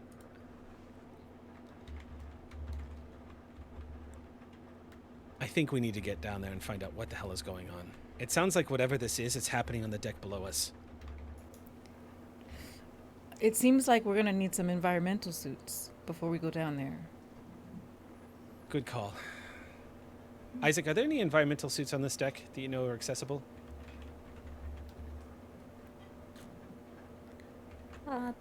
There might be some emergency ones. I'll check the hatch. Isaac, you move over to the airlock. Remember, on the concourse level, the main airlock is located down here. Mm-hmm. Ding, ding, ding. You thump in a couple of buttons and the airlock opens up. And you see on the inside the pre-deck of the airlock itself, this is a very large airlock. Indeed, this is where everyone should have been disembarking when they arrived at Beacon Station. This should have been the deck everyone got to. Large enough to accommodate large bulk passengers disembarking. Big open space.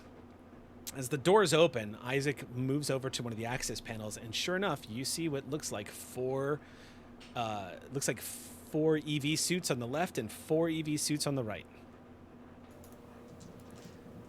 And with that, Marani looks at everyone and says, "All right, let's suit up." And with that, we are going to take our 10-minute break before we plunge further into the darkness of Beacon Station. Don't go anywhere. We'll see you in 10 minutes. Welcome back to Beacon as our players try rapidly to finish their regeneration cycles before we jump back into the game to prepare themselves. We are going to pick up where we left off, which is everyone, y'all will have considered you've donned an EV suit. So let me give you some quick rundown on what an EV suit is. And this is another moment where I am very grateful for our sponsor, who also just happens to make an awesome product. And let me pull up the EV suit. The IC, yep, there it is. Okay, cool. Let me see what this is, if this has any stat differences for you. Okay, so each one of you, this is what you need to know. This is going to give each one of you an armor rating of 2. This is the MK50 compression suit. So each one of these, you gain an armor rating of 2. This also has an air supply of 5. Yes, I'm afraid your air supply is tracked. However, I have altered the air supply rules from cinematic play of Alien. So, for those of you who are watching, in standard Alien rules, not just cinematic play, but in standard Alien rules, supplies are rolled on the d6 dice. If you ever roll a 1, supplies are decreased by 1. However, by the baseline rules, it's possible for your supply to decrease by more than 1 from a single roll if you roll multiple 1s. That's exciting for cinematic play, but this is a campaign and I am not actively trying to kill everybody on Beacon Station. So, no matter how many 1s you roll, your supply will only decrease by 1. So, the increments are decided mostly by Mother. And when those increments happen are usually during dramatically appropriate moments to find out whether or not your air supply has decreased. The EV suits that each of you managed to acquire here in the airlock currently have full air supply in each of them. It takes each of you about 5 minutes to get yours on. Isaac, you have the option. You don't have to wear one. It's up to you. I'd rather not. Okay. So Isaac doesn't suit up. Marani suits up. And each one of you, yeah, what's up? Sorry, this is so not important, but Martha, before she suits up, she's going to look around for something like to soak up. I don't like wet feet in a suit. And she just says that, actually. She says it almost compulsively. She's just like, I can't do it. Towel or something. Is there something around? Something. Can I roll to look for something? Roll for dry item. What's up, Isaac? I'll go into the restaurant and look for cloth napkins. Okay. Yes, there's enough to try this laying around. It's easy to find one. It looks like it's been used many a time, and it looks like it's been burned at one point in its distant past. But Isaac brings you back what looks like an old used cloth, perhaps once used for wiping down tables. Thank you so much. Okay, I can do this. And then I suit up. Slide the boots on. Oh, you know what? I need to check because I think Marani. Yeah. Okay. So one by one, you all suit up. You get a status update request coming in from the director. Marani informs her, putting on EV suits now. We're about to head down to the cargo deck. Martha has detected some pretty unusual readings down there. Isaac's also found some weird stuff with the lights. There's a beat and says, you hear Varela say, Martha's the corporal? Yes. Copy that. Martha is the corporal. There's a pause, and you hear her say, all right, just keep me posted.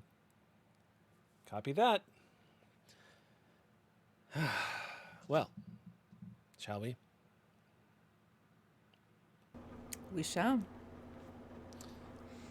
Albright, you are leaning into the doorway now, and you can hear them having conversations. I hate to just burst back in, but I was wondering if you might be able to enlighten me on something. Are you familiar with an Apollo? You see Director Varela look up from her desk. First of all, Director Varela's quarters take up the entire side of this portion of the station. She has a window that looks directly out into the beautiful dark expanse of space that surrounds Beacon Station. The upper tower is also home to the operations dome. Up here, she has her own personal quarters that she uses that are expansive, to say the least.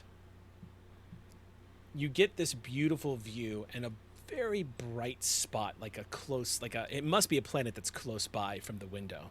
And you can see a view of the ships outside. It's station keeping with Beacon Station. It's a beautiful sight and slightly distracting as you're talking to her, kind of glancing over her shoulder. She looks at you and says, what? Apollo? Yes, Apollo. Does that hold any sort of significance to you? Maybe. She stands up and moves over to the Mother computer console. And you see her type in, Mother, what is Apollo? Mother sends back a reply. You see the words appearing across the screen, and you hear Mother's voice say, please specify. She immediately reaches down, starts typing in. There's a long pause. Readouts start coming back, and there's a bunch of explanations. You see mythology, you see the various forms of mythology, god of the sun, you see all of this stuff just start to flood back, and she just shakes her head and she says, I don't know, it looks like... And then she pauses, and she squints as she leans in, and she goes,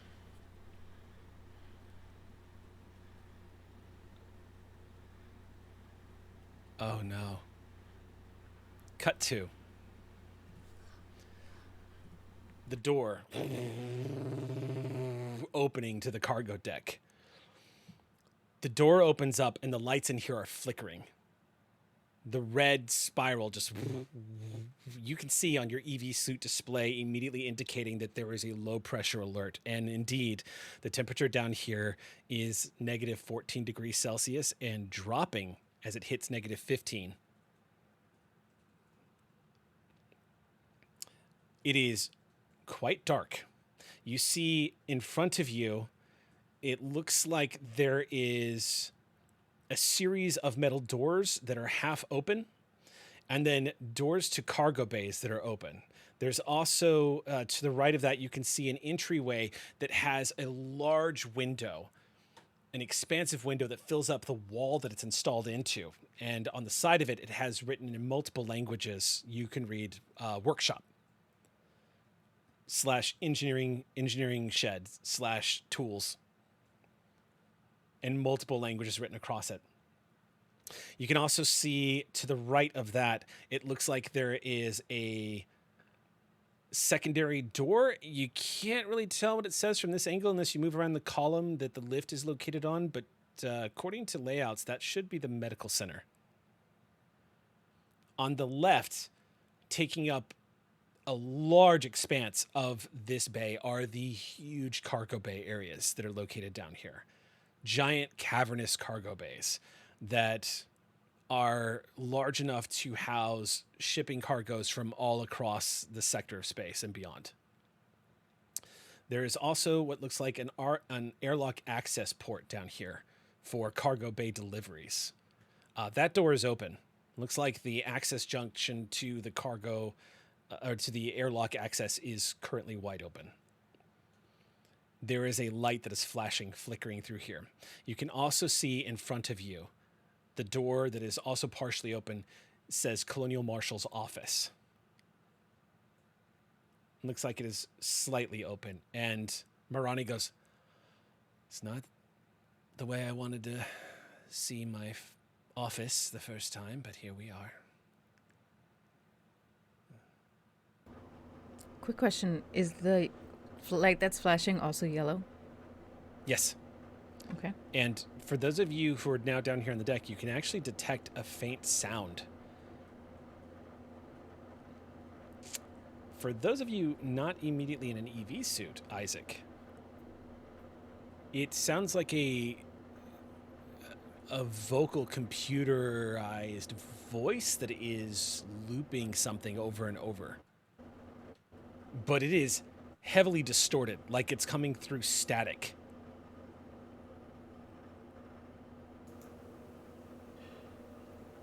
Where are the others going? Are they all following Mirani to the marshal's office? Have people split off yet? Not yet, no. Everyone's just kind of standing in the mouth of the lift. All right. I'd like to clear that way, if that's all right. Sure thing. We got your back. To the Colonial Marshal's office? No, to Where are you the headed? recorded voice. Okay. The recorded voice, as you try to triangulate where it's coming from, you move a little closer to the Colonial Marshal's office and then swerve a little to the right and start moving towards the workshop. You begin to realize it's coming from one of the overhead sound systems. It sounds weak and static. There is a metal desk on the sides of one of the walls. It looks like it's been overturned, and of course, papers are scattered everywhere, Isaac. You can see the Siegson logo on a few of these, but mostly papers scattered everywhere. And as you get closer to the sound, make me an observation check. Oh, I'm bad at that.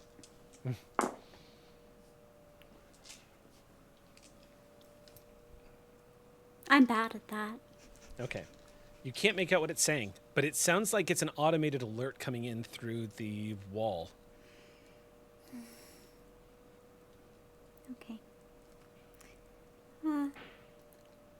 I'd like to swing by the airlock access, if I can, just to make sure that everything is secure. I know that if something were very insecure, we'd know about it very quickly, but I believe I heard you say that door is open, and it's dangerous for that to be open. Yep, it's one of the 3 doors leading into the airlock. It's the initial room. You start heading in that. What's everybody else doing? I'm following Isaac, but I do want to do a general visual sweep of the area we're in now. Okay. Make an observation check. Okay.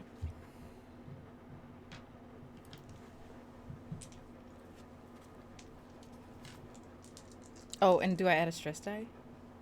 Yep, you add a stress die to every roll you make now until that stress As point long goes as I away. have. Okay. Mm-hmm. 1 success, 2 success, 3 success. 3 successes. Did you roll a 1 on the stress die? Did not. You did not? Okay. Martha, glancing around this area, the cargo bay looks like this place has been looted. It looks like someone's come through here and taken things. Things have been smashed, overturned. You glance inside the Colonial Marshal's office, and you can see little flecks of ice that have collected in the air that are kind of drifting around, which makes you believe that, like, the low pressure in here mixed with the falling temperatures is causing some of the moisture to collect, and it's literally kind of snowing a little bit. There's these little bitty flecks of ice that are just kind of drifting through the air. Glancing inside, you can see what looks like the interior of the Colonial Marshal's office. Lockers that have been opened, desks and computers that have been overturned, papers everywhere. You can see the cells down here, the brig, essentially, have also all been left open. Glancing to your left, you see access to the main and secondary and tertiary cargo bay. Your instinct tells you someone's been in here and has ransacked the place. But you rolled multiple successes. You glance down.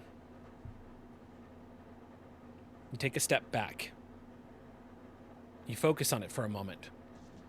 Your blood nearly turning the temperature of the air around you as you identify what looks like moisture, water that's frozen, probably brought down here from the decks above, a boot print.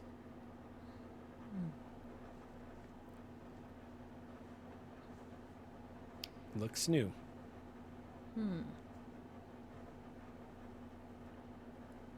Okay.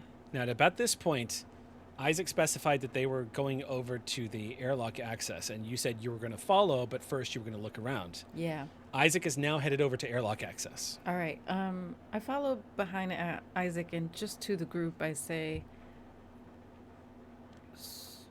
"This place looks ransacked."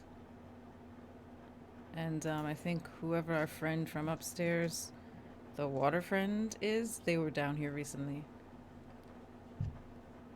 And then I'm following behind Isaac. Okay. I have my pistol out again. Okay, your pistol's out. Marani also has her pistol out.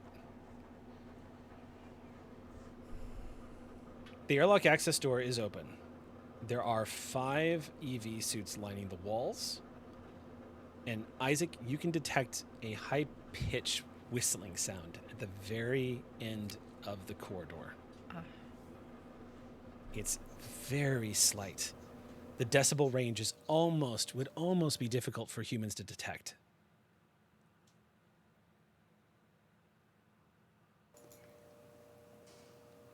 I wonder if that means they opened the airlock. I wonder if it isn't. I have a couple questions. The first is that I've gotten EV suits from cdec, and I've seen the EV suits on this deck. Are any missing? Make an observation check. Oh, I'm not good at those. I'm not good at those. You count 5. Okay. It looks like there's 5 alcoves for EV suits. That's always so strange. They don't usually like doing even numbered or odd numbered things. Oh well, I should have said that was odd. I'm going to go look and see if there's something stuck that's preventing the closure of the airlock access. What's everyone else doing while this is happening? When Martha split off with Isaac, I think Tig would have then just kind of instinctually then split with the marshal, just so everybody's got somebody on their back. And I don't think she has like her pistol out or anything. Like I think it's strapped on her side, but she's in like ready mode. I think she's just kind of waiting for, I don't know, orders from the marshal or something. But I think she's whatever the marshal needs a hand with. That's kind of what I think. That's the kind of mode she's in right now. Okay. Marshall's just not saying anything, and she's just looking around, constantly shifty-eyed at this point. It looks to you like Martha may have put her on edge with the observation that Martha had discovered this boot print.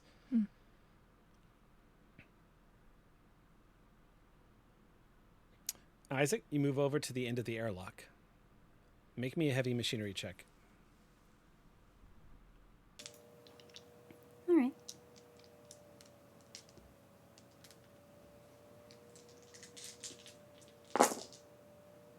Two.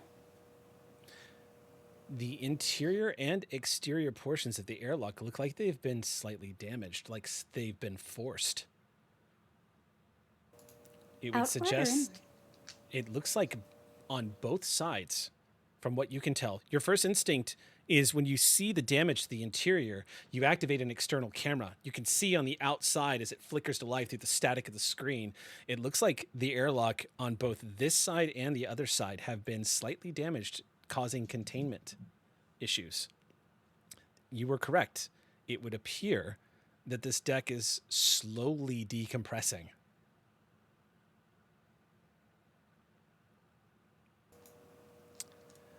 Martha, make me an observation check. And also, at this point, everyone is together again because she would have definitely moved back around to see what was going on with the airlock. Go ahead and make me an observation check as well, Tig. No difficulty on this one? No minus? No. Okay. No minus. Okay. 1 success, no stress. No success, but no stress either. Okay.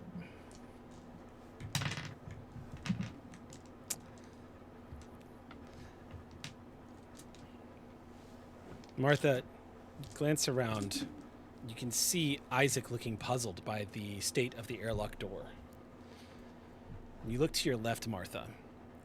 The EV suits, it is weird that there's 5. They are normally in odd numbers. And you freeze. The 5th suit has a head in it. It's gazing back at you. And it lunges.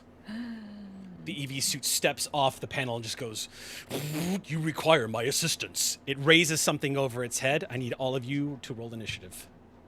Oh, Jesus.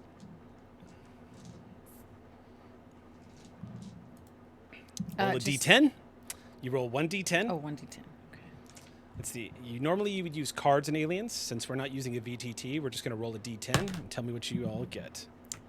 3. 8. 8. You want higher, by the way. You don't add anything to initiative, right? Nope. Okay. Sam, you're on a... I'm on a 1. Isaac's on a 1. Yeah. Martha, you're on a... What was that? 3. 3? Mm-hmm. Okay.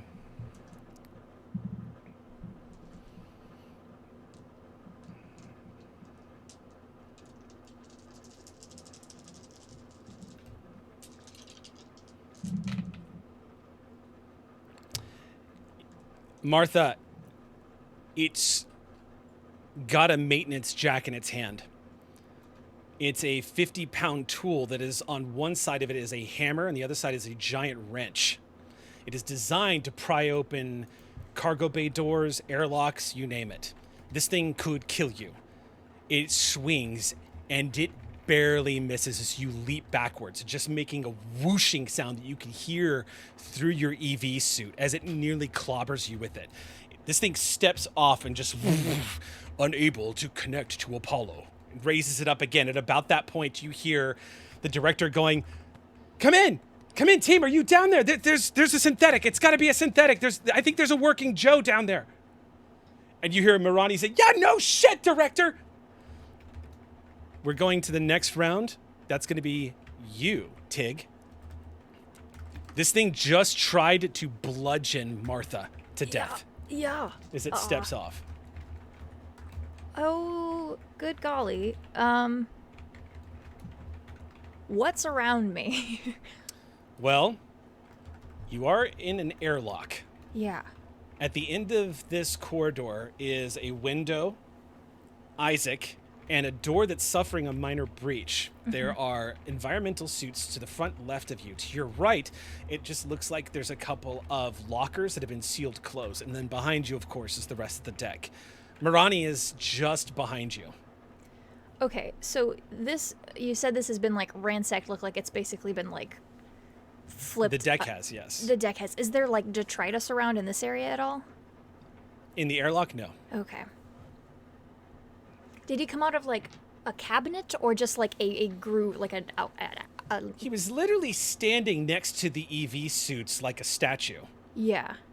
There were 4 EV suits. There were 5 EV suits, but a failed observation check didn't actually pinpoint that one of them wasn't an EV suit at all. Yeah. It's a working Joe, a Seegson model synthetic working Joe, and it just tried to kill. To give you an example, a description of what this thing looks like. Yeah, sorry, I'm it trying is- to orient in world stuff. And that's okay. It's humanoid.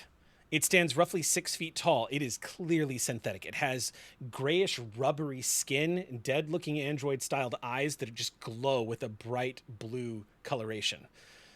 And it is bulky, like it is wearing a working suit that looks very similar to an EV suit. It does have a helmet on, but the helmet itself does not look like it is functioning in any way. Judging from the fact that it seems to have a crack in it and the thing inside does not require any environmental containments. Okay. Oh, that reminds me. You just all witnessed a crew member get attacked. Oh. So I need you and I need Martha to gain a point of stress. Sweet. Okay. So you are going to add another stress die to all of your rolls. I had specified that I did not have my pistol out. Does it take an action to arm yourself? It's a fast action to pull your pistol. So you can pull your pistol and open fire, but you won't get to aim. Let's do it. Yeah, why not? Let's go. Yeah! You Yeah. jerk the pistol out of the holster. Go ahead and make your attack. Okay. So, first shot of the game. So the way this works is you are going to roll ranged combat. Now, your pistol, I believe, gives you a +2. I believe so. So add +2 base dice to the roll, +2 stress dice because dice. you're at stress 2. I am. Okay. And this. You are actually at engaged range. So So that that is going to. You makes it are harder? going to. Yes, that's going to. Hold on, let me just double check here. Ranged combat. Thank you.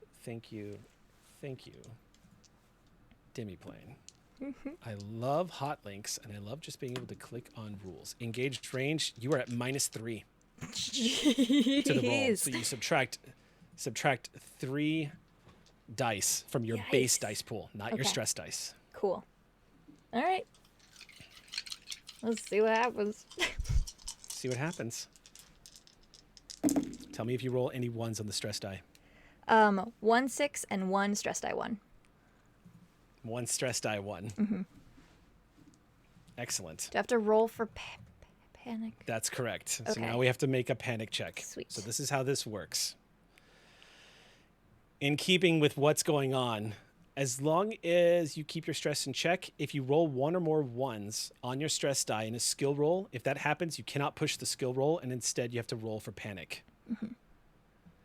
So you're going to roll a d6 and add your stress level. Now, if I remember correctly, though, you have nerves of steel. I do. It's a -2. So you're going to subtract. So you're just going to make a d6 roll here. Okay. Actually, you can skip making the roll Yeah, 'cause I because think- a result from 1 through 6 means you keep it together. Yeah, so, yeah, then automatic. Yeah, she automatically is chill. So you're automatically going to keep it together the moment you spook when this happens. So you're going to open fire on this thing. I just need to double check one thing here. I think we had just determined that it didn't seem like you added stress after panic rolls. You don't gain any more stress Yeah. for failing a panic check unless it specifically leads you into getting an effect on the table. Yes. If you go over 6 on the panic roll table, then that's when you start getting more stress. But what I need to do is check to see, as long as you keep your stress in check, you can use it to your advantage. But if the tension grows too strong, it can explode, sending you into a wild panic. You need to make a panic roll when the following thing happens. If you roll a 1 on the stress die, if that happens, you can't push the skill roll, and instead you roll for panic, which you managed to succeed. Okay. So then what I'm going to say is, you are going to be okay. So you're actually going to be able to complete your action then. Okay. This isn't going to affect the And I action. got You're gonna 1 pop the regular shot. success, so 1 regular success. So what is the damage rating on the gun? 1, I believe. 1? Okay, so then you hit. Bam! Panic overwhelms you. You manage to keep it together as the adrenaline surges into your veins. Just thinking quickly, you pull the gun out as this working Joe tries to kill Martha. You pull the gun out and squeeze off a round. At close range, it would leave anybody's ears ringing. But at this particular moment, Isaac, you whirl around to see what's happening and notice this working Joe has just stepped off and has attacked Martha. A gunshot rings out. Next action.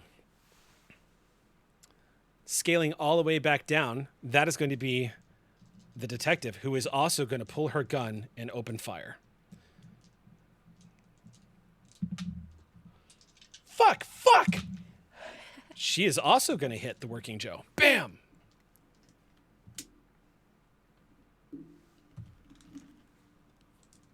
Bullets slam into the body of the synthetic. It doesn't seem to notice or be affected, but you do see the sputtering of the fluids required for the synthetics to operate, spattering out onto the outward-looking, this bulky suit that it's wearing. That's going to be her action. Now we are at Martha. What are you doing? What's your Okay. action? So, how is it oriented towards me? Like, I imagine I facing dodged out you. of the way. It's still facing me? It's Okay. facing directly at you. It doesn't even turn and acknowledge the two people who just shot it. Oh, it's just coming after me. Okay. I want to try to disarm it. Okay, so in order to disarm it, you're going to have to roll multiple effects on your close combat roll here. Okay. So for a close combat check, if you're making the attempt to disarm, this would be, let's see, grappling, shoving, retreat.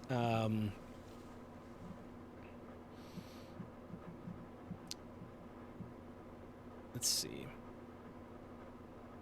Yeah, the only way you're going to be able to attempt to disarm this thing is you're going to have to make a close combat check against it. Okay. So, drawing a melee. Hold on, I'm just going to look at any special rules here. Okay. Winning close combat. Blocking, you can use mobility instead of close combat if you want to dodge. Obviously, you can also make the reduced, okay. Signature attack, close combat. Looks like it's a stunt on close combat. That's what I'm reading too. So you'll have to make a close combat check. And stunt means? It means you'll need more than one success. Got it. Okay. Yeah. All right. So close combat. Let's see. Blocking is a fast action. Okay. I'm going to attempt to block. Okay. Like, I don't think I have anything I can use for this. No. And don't forget to add your stress die. Oh, I will roll that now. 2. Yep. You have 2 extra dice to every roll. Oh dear, no successes and 1 stress. Okay, then we're going to roll on the panic table. Okay. No successes? No successes. Okay, it didn't roll any successes either. So you reach for this heavy object and grab at his hands, and the thing just raises the thing up over its head like it's going to strike you again. Roll a d6 and add 2. Tell me what you get. Okay, roll 1d6 and add 2. 1d6 Okay. and add 2. 5. You are going to panic. Your 5 stress plus levels 2 or 5 total? No, 5 total. Yeah. 5 total. I rolled a Oh. 3 on my d6. Oh, okay, good to know. Then you do not panic. You managed to keep it together.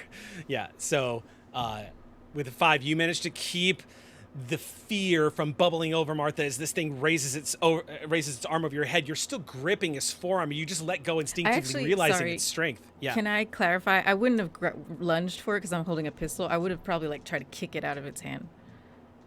You mean do like a sidekick, like a high sidekick? Yeah, just like try to kick its like wrist or its hand to like put pressure on it to make it drop it. But Okay, it didn't. so there's a succeed. But I quick- wouldn't be holding onto its arm. Like I wouldn't want to stay close to it. So there's a quick thudding noise as your combat boot connects with its wrist. Yeah, That's but I know gonna it doesn't bring- drop it. That's going to bring us to you, Isaac. I need to restrain it so it doesn't hurt Martha anymore. So I'm also going to make a close combat check for grapple. Okay. He needs to stop. You can't hurt Martha. If you grapple your opponent as a stunt, you'll need more than one success. Yeah. But he's already attempted to block, so he's not going to be able to do that Okay. this time. 3. 3 successes. You lunge behind and wrap your arms around the working Joe. You actually manage to keep it from raising this thing over its head. You all watch the incredible strength of Isaac as one synthetic grabs the other synthetic and just grips him. You just hold him there as the grappling attack. The working Joe just goes, damage to Sikhs and property is prohibited, as it continues to try to... Are we still in combat order? Yes, you're still in combat. That's actually going to take us back to the top. Oh. Because Isaac was the last to go. Yeah. May I use my second stunt to knock a weapon or other object from my opponent? Yes. I'm going So to you do that, thank you. You grapple this thing. It just starts to try to bring the hand up. You see this thing in its hand, Isaac, and taking a moment, you let go of one arm. As it raises it up to try to kill Martha again, you just simply reach up and grab it, and it brings its hand down with nothing in it.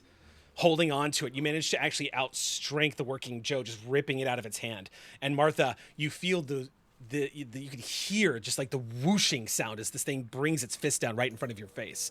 Whatever it was holding would have impacted on the top of your helmet. Nothing happens. So he is disarmed on his action.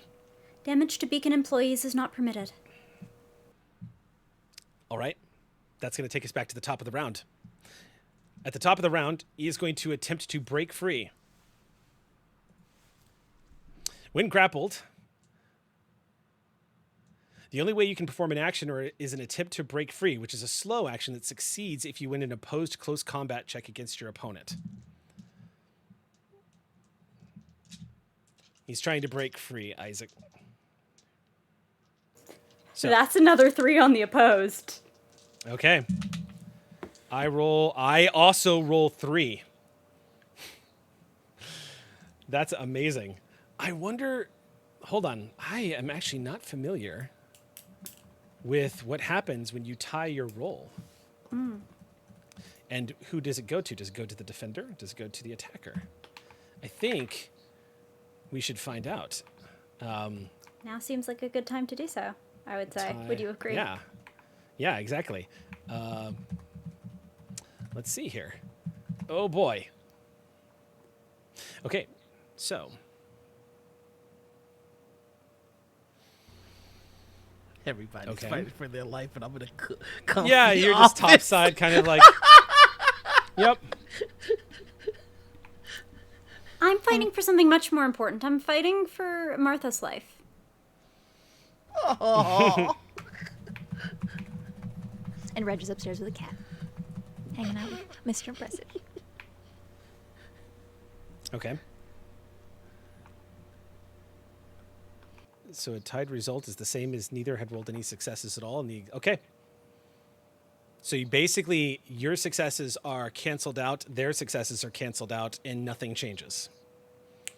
Then they don't have a success, so... They don't have a success, and... He wants to break free. Isaac, this thing is strong. And you feel your arms going... You're being pulled away. It's actually... It is competing with you on its level of strength, indicating to you even further how dangerous this thing is going to be if it breaks free, as it starts to slowly pry your arms off. You all watch as this thing is prying Isaac off of it, but they're deadlocked at the moment. That's going to be his action. It's going to be you now, Tig. Okay, now that I'm no longer the one who has to react first, Tig's gonna pull out her surgical kit. Is gonna run up to immediately, like right in immediate range with Isaac and say, "How do I calm it down, engineer? How do I calm them down?" Paperclips cause a hard restart? I'm gonna let them, if they direct me what to do, I'm gonna try to use my surgical tools to see if I can, like, power down or... Make a heavy machinery check. Or no, this would actually be make a comm-tech check. Okay. This Can is I get a Comtech bonus for my surgical tools? No. The moment you reach out and touch this thing, you realize its skin is made out of thick rubber. Wow. Okay. It's not even imitation. It's just a thick coating of rubber. Okay, calm And I still have What if you're two- not calm? I, Sam, am not calm. I'm going to add a penalty to this, a negative Okay. 1 die penalty, as this thing is struggling with Isaac right now. Okay. Do I Go get ahead and any make your- assist from Isaac being No. able to direct me? No? Okay. No, Isaac's literally using all of their actions. Understandable. Don't forget to roll your stress dice with every roll. Yes. Yes, yes.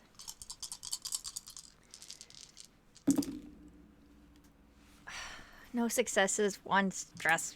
1 stress. Okay. But I automatically succeed my panic roll. Because I still only have 2 stress dice. It's true. You have not gained any more stress. So just so long as you don't keep gaining stress, and right now things are under control. So right now, everything is okay. That's going to be your action. Is you're trying to get access to try to find out where do you panel access or a- this thing. Yeah. But this thing is just bucking. Isaac, you know, is strong. Isaac is a synthetic. You watched Isaac do some pretty impressive things already, but right now this thing is contesting Isaac, and it is jerking around left and right. As you reach up and touch that rubbery skin, you just hear this automated voice in monotone say, "Why not ask me about Seegson safety protocols?" As you touch it, and just it pivots and looks at you. Can you tell me about Seegson safety protocols? Was it part of, as a reaction? Sure. At that point, we're going to go to the next round in combat, which is actually, once again, it is going to be the Marshal. And you can see that she has no idea what to do. She's holding her gun, but Marani doesn't open fire. She goes, "Do something before it kills somebody." And she's going to hold her action. The next action up then is after her. That is going to be, that's going to be you, Martha. What do you do, Corporal? This thing is trying to break free. It looks like it's locked on and wanting to kill you. What does Martha know about? What would I know about synths? Would I know anything about them? Seegson working Joes. They are not known for malfunctioning like this or becoming murderous. In fact, Seegson working Joes, one of their pride and joys out of Seegson, is that you can always tell when a working Joe is a working Joe and not masquerading as a human being. It's a rather vicious advertising campaign that they have against Hyperdyne and any other systems that are making synthetics. All you know is that they are designed for basic level, like monotonous hard labor. They are designed to do all of the tasks that are not made for human beings. They are not very sophisticated. They have very baseline intelligence and problem solving abilities, but for the most part, it is essentially a dynamically programmed murderous automaton that is currently trying to kill you right now.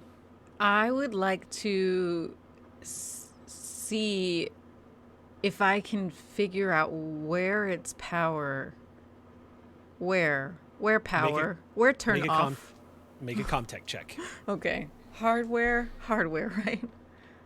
Or software. Battery. This is Battery. hardware. Yeah, but I'm not using my device because Yeah, there's nowhere but to I plug still in. will get a +2. Oh wait, no, this is not a door, so never mind. I won't get a +2. Okay. 1, 2, 3. Get a +2 stress dice. Yeah. You get +2 stress dice. Not my favorite kind of +2, but oh well. 1, 2, 3, 5, and then 1, 2, 3, and then 1, 2. Okay. Okay. Whew. Okay. No stress, and then Okay. 1, 2, 3 success. 3 successes. Yeah. Okay. Yes. You're going to have to cut this thing open. You're going to have to get through the suit that it's wearing. But yes, there is an access port on every Seegson working Joe. You would know this. Working Joes are not uncommon out here on the frontier. They're typically found on Seegson stations. It's known where to deactivate them, and you are an expert at this. You know exactly how to switch this thing off. Sweet. But you're going to have to you're going to have to cut into it and get into that. And Guess get what's into right its- next to you? I have my surgical Ah, tools. nice. It's going to take more than a scalpel. You'll need a combat knife or something to cut through the. You're going to need something to cut through that thick. Looks like it's not armor, but it's almost like an EV suit that it's wearing. I think I have a combat knife. You should. It should Yeah. be standard issue. Guess what's in my Okay. surgical kit? Mechanical cutting torch. Eh? That'll do the trick. All right, we'll use that. Okay. She's got all of her whole kit out. So if you can Yeah. grab what you need from it. Thank you. Okay. Where on it am I cutting? On its left side. Okay. So you're actually going to have to get on the other side of this thing where Isaac, towards the airlock. All right. So I cut on will this thing. slither over there. I'm going to You put my easily- pistol away. Its eyes follow you. Its and- head just goes, just follows you around. Okay, dude. That's just okay. You require I'm my gonna take assistance. Yeah, power down. Do you just take commands? That would make this a lot easier. Every step of the way. Take the mechanical torch and I start cutting into it. Okay. That's going to be a couple of actions because it's going to be a fast action for Tig to actually get you that, and then you're going to have to use your action next round to start cutting into this thing. Okay. That is going to take us down to Isaac. And at this point, I do want to point out that on the comms overhead, you're hearing screaming and shouting. You've heard 2 gunshots ringing out, and nobody is answering as the director is going, "What's going on?" You said, oh no, once I told you about Apollo, and then people start shooting. What is going on? We've got a rogue synthetic, probably left behind from the previous Sikhs and stuff. I need a report. What's going on down there? Nothing. Just shouting and screaming. And you hear, hold it, hold it. You definitely hear Marani screaming, fucking turn that thing off. But no one's responding. How's it you knew you had a rogue synthetic and it just now came to mind? Nobody knew it was down there.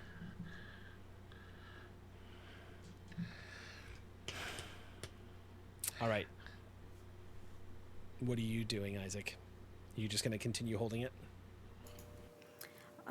Is there anything... Is there anything else that I can do? There's no shortage of things I'm interested in doing. I'd like to, from within the grapple, ideally adjust to increase Martha's access, but also right now it's angled so worst case, like she is toward the airlock. I'd like it to be angled so she is toward the door so that if the worst should happen, I should be able to pull him away toward the airlock and anyone could take a clear shot without risking hitting Martha. Okay. Just because you are trying to be situationally aware here, do be aware that there is also the possibility of penetrating the airlock door with a gunshot. Yeah. Okay. But that will be a slow decompression, not a rapid everything goes horribly wrong. And everybody's in EV suits. Everyone alive is in an EV suit. Basically, gunfire can go terribly wrong. Ricochets can happen. I want to maneuver the Joe into a position where if someone gets hit, it is a synthetic and not an organic. And so ideally, if that isn't its own action, you don't have to roll because it needs to roll against you to break out. So this action, simply declaring that, you slide your feet to the right, you pivot to the left, and Martha, just as you're getting positioned, you see Isaac look at you and kind of shake their head as they suddenly turn, indicating, no, I'm getting you away from the airlock door. Isaac turns and pivots, and you just kind of follow them around as they angle a little bit more towards the other side. This working Joe is still fighting Isaac, and it could break free at any moment. May I make a command roll on it? Sure. What are you attempting? You are overdue for scheduled maintenance. Please power down and accept scheduled maintenance. I don't want you to roll for that because following the rule of not having you roll too often when it's not necessary, the working Joe simply replies, with Siegson, there's someone behind you, helping you every step of the way.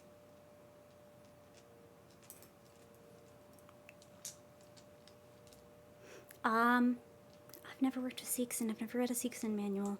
I don't know anything to keywords for Siegson maintenance. That is going to be the end of your action then, and we are back to the top. At the top, the working Joe is going to attempt to break free from you. Okay, okay. All right, roll your dice.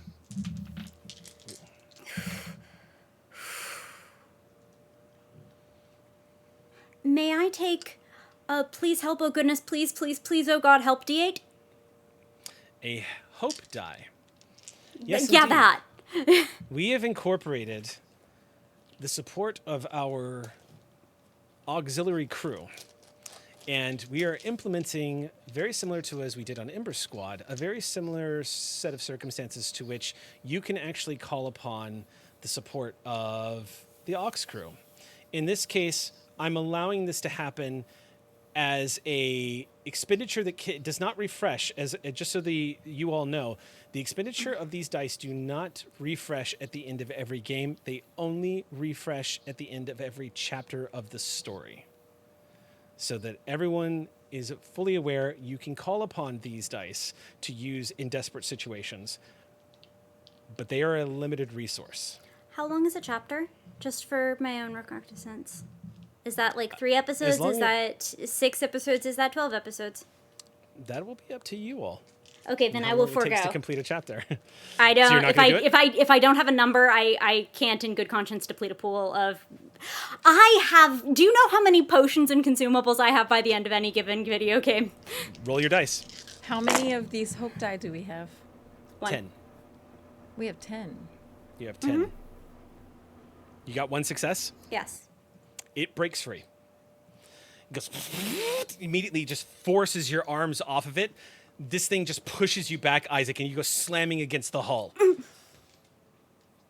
As its fast action, it whirls around and notices that it cannot see. It notices that you are still holding its object. And it is going to immediately turn. Muted. You're muted, Caitlin. Oh, sorry. I was like, didn't they drop it to the floor, or did? There's either No, knock or pull. Isaac's holding it. Oh, they took it. Okay. I thought I said knock because I didn't want to near me, but I also have a maintenance jack that it could interpret as having been its. It's dark Okay. in here, so It's I'm fine narrative. with it. Okay, it's all narrative. So if it's on the ground, it's on the ground. That works fine. You've smacked it out of its hand and it's laying on the ground. In which case, it's going to use its fast action to pick it up. So it's going to take 1 lunging step forward, reaches down, and picks it up. That is going to be its action. It is now going to be your action, Tig. Okay. Is there a mechanical way in which I can set up Martha to make her job easier? Like, is there a way I can save a thing to assist, or do I have to, like... How would you do that? Okay, that's okay. There's a rampaging synthetic in front of you that is strong enough to fight off Isaac. This is true. What would you like to do?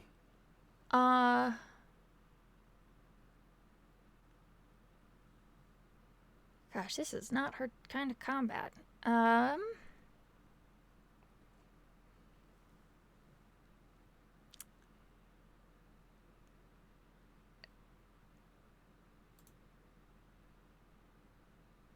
God, I don't even know. Are there held actions in this game? Mm-hmm. Like, You can I hold your go action. later in the? You can, but it permanently resets your initiative. I don't think I care that much. But you could switch initiatives with somebody if you wanted to. I have an idea. Would you like to swap initiative spots? I guess. Okay. Or I could So on just your call in- out to you. Well, it's not Yeah, my turn. I mean, yeah. so- Is communication a free action or? It's not a fast action. You can just do it. Oh, okay. Oh, well, in that case, I'll say. I wanted to actually make a quick look around to see if there are cables or wires or something that's pull-outable like that. There's Cable certainly or cables wire. up in the ceiling. Whether or not you have the strength to dislodge them from whatever they're connected to is a totally different matter. You're not sure if Okay. you'd be able to just pull it. They're not exactly plugged in. They look like they're part of the cable network that runs through the top of this corridor. Yeah. Well, my thought, Martha's going to say, trip it? We could try to trip it. Okay. That's my idea. Okay. Okay. That's a close combat check, and you simply have to be able to score more than one success to knock it down. We're next to a bunch of suits of the Enviro suits. There are 4 EV suits currently lining the left wall. You said they're like more like skin tight? They're not like as super rigid. They're a like little diving bulky. suit style, or Not quite as, but they're a little bulky. They're like the suits you're wearing, basically. yeah. Like when we put them on, I understood it to be more like a tight. They're not as It's form fitting, but it's not like NASA spacesuits. Yeah. Yeah. But like, is it a malleable material? Sure. Yes. For sure. I'm gonna tear one down and see if I can like. Yeah, I don't know if I'll be able to get those wires from up top, but I can sure as I'll take one of those. And I'm gonna try to tear one down and see what I can do to use it as a long strip of fabric and try to like get it around the like clothes or like a clothesline or at least get it around and torqued and try to like tourniquet style around both legs and see if I can yank. Yeah, I mean, it's basically like pulling a canvas suit that's got pockets and Velcros and all sorts of... Just pull it off. It's easy enough to pull that right out of the alcove. The helmet just kind of rolls to the floor as soon as you pull it out of the alcove, Tig. You see the gloves also clatter to the floor. The boots remain in the alcove. But as you pull this thing out, you now have this suit. It is long enough. It looks like it's big enough to accommodate somebody who's maybe about 6 feet tall. It's long enough to possibly get on the other side, but you're going to need help if you're going to try to use this as some kind of rope to get around him. This is true. Their focus is like entirely on Martha, right? Like they at the moment, but they have not. It's at the moment. Okay. Oh God, you guys, I don't even know. Yeah, I don't know. To reflect the panic and uncertainty of the moment. Yeah. No, she's just gonna go. I think she's just gonna grab it down, do kind of like a knee slide down at like where it is, like at like a lower angle, and just get it wrapped around and hope someone else is gonna be able to finish this action. Make a combat check. Close combat check. Close combat, and then 2 stress dice. 2 stress dice. Real quick question: the communications that Doc is hearing, it goes both ways. They can hear him, right? Oh yeah. Can I try something once this is done? Sure. All right. Yeah, I would. Oh, go ahead. That's 2 successes. That's enough. You need a stunt die to get the grapple and the shove down if you're trying to activate that. So, in a rather brazen, rather bold act, you see Tig just pull, as a fast action, pull this suit out of the alcove. For a split second, Mirani looks utterly baffled by whatever it is you're attempting to do, Tig. And as you kind of straighten this suit out and lunge for its leg, Mirani goes, "Oh, come on!" As you lunge down and grab at its legs and manage to wrap the front part around it, this working Joe doesn't seem to really register what's happening. It notices you by looking down. You wrap this thing around it. We're gonna tourniquet style this, like. Yeah. And this thing takes a step forward and starts to pivot towards you, Tig. Like it sees you coming and it tries to like compensate by lunging after you. It raises its weapon high and you go for the legs. It falls over, slamming into the grating down onto the ground, and it just says, "You will require my assistance," as it slams into this grating and making a heavy thudding noise. You've got it grappled. To tie this thing up and keep it grappled is going to be a whole nother matter. I'm not the one to do that. Drop it. Yeah, that's going to be... I'm emergency triage. That's all I got. That point, Mirani holsters her gun and lunges forward. She is going to tackle this thing and dogpile it. She puts all of her body weight on top of the weapon, putting her knee down onto the wrist of this thing and going, "Fuck!" and just holding it there. She's going to make actually, she doesn't really have to make a close combat roll. She is going to just dogpile this thing. It's prone and it's currently grappled on the ground. That's going to be her action. So now I'm going to let you do what were you going to do, Albright? I'm gonna use the command skill for the give orders ability. It says in combat as a slow action, you can bark orders to another character. They must be able to hear you, even if via comm radio. Roll a command for every success. They get a +1 modification to their roll. Okay. So what are you ordering them? Basically, he's gonna say, "Don't worry about the fact that it's synthetic. It's got the same weakness as every other humanoid shape. Joints, joints is what you want to go for. And that's going to be to Isaac. Isaac, I need you to lock it down just like you would lock down any other human. And that's the command. Yep. I'm rolling 6. I have 5 in empathy, 1 in command. Okay, make your roll. That is 2. That is 2 successes. Okay, And so that's a 3 on the stress. okay, so Isaac, that's going to give Isaac what bonus die? You got 2 successes, so 1 bonus die. Plus 2. Is it for every success you roll, or is it every success you roll after the first? For every success you roll. Okay, so Isaac, you're going to get plus 2 die to trying to pin this thing again on your action. Okay, so that's going to be your action then, in which case that's going to bring us to Martha. And I saw your question there, Martha. Yes, that is correct. Well, yeah. I saw that in the book, so. Sure. Okay. Okay. So. What are you going to do? This thing's on the ground. There are 2 people on top of it trying to hold it down. And you can hear Doctor coming through on the comms. Did it fall on its front or back? It's on its back right now. Okay. On its back. Okay, that changes things. Because it pivoted to face the incoming attack, and then it fell backwards. And then Marani got on top of it and has currently put her knee on top of this thing's wrist, and it's bucking her. Like, just with its arm, it's causing her to bounce up and down on the deck as she's trying to hold its arm down. Yeah, I'm gonna start cutting. Like, just Okay. gotta get in there and turn it off. Make your roll. And what is this to cut into it? So we're going to do something a little different here. Normally, this would be a close combat check because you're stabbing at this thing. It is prone, however. So what I'm going to do is I'm going to allow you in this instance to get through the suit and to get into the skin of this thing. You're going to need to I'm going to have you make your Comtech roll for hardware, and I'll let you add your bonus plus 2 for the knife while it's being prone. All right, cool. Because I already actually do get a plus 2 on hardware for my tools. So is this in addition to that, do you mean? For your tools? No, Yeah. because you're just using a knife. You're not using your tools. Mechanical cutting torch, or did you find a knife? I was using the cutting torch. Okay, so you're not using the combat knife you mentioned in chat. You're using the cutting torch instead. And also I have electronic tools, which is what I get the plus 2 for. I'm using the mechanical torch, though. Okay. Okay, so you're going to use the torch. You don't have to if it's easier to do other things.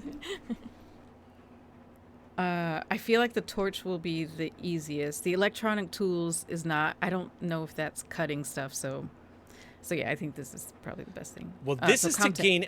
This is literally to gain access to what you need to. Because when you gain access, you'll be able to use your electronic tools to plug in and deactivate this thing. Right. Yeah. So this is literally getting through that. Just cutting. Okay. Cool. Yeah. So that's just straight Comtech for me with my stress. And no stress. 2 success.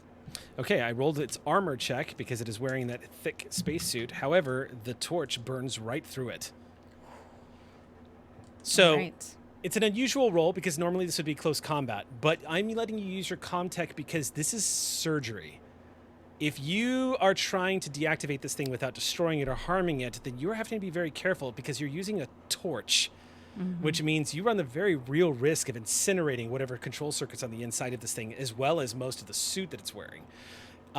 As you activate the torch, you see the flame go and it sputters a little bit from the environment that it's been activated in. However, this thing is designed to work in 0G. So the moment that you get this thing up and running, you press it up against, and you all can see the searing as the side of the suit splits and the rubber splits. And fluid bursts out as you just cut into the side, exposing the interior circuitry. You see some sparks fly a little bit, which was inevitable because you're using a cutting torch on this synthetic. And next round, you will have full access to the off switch after a successful roll. That is going to take us down to Isaac. I've been ordered to joint lock it, so I will joint lock it. Isaac, this thing very much has the capacity to throw everybody on top of him off. As you charge forward, you grab hold of it. Go ahead and make your close combat check and add +2 dice to the roll on top of the command check. 2. 2 successes. You lunge forward and grab it. You hold it down. It just continues to repeat. Damage to Seegson property is prohibited. It is held in place now. I'm glad this isn't going to scare you. Next turn. Its action. It is going to go 1, 2, 3, 4, 5, 6. All right. So I'm going to have anybody who wants to resist this roll. I think that's going to be you, Isaac. So why don't you make your close combat check to hold this thing in place? You're going to get a bonus of +2 dice because there are 2 people helping you. Thank you.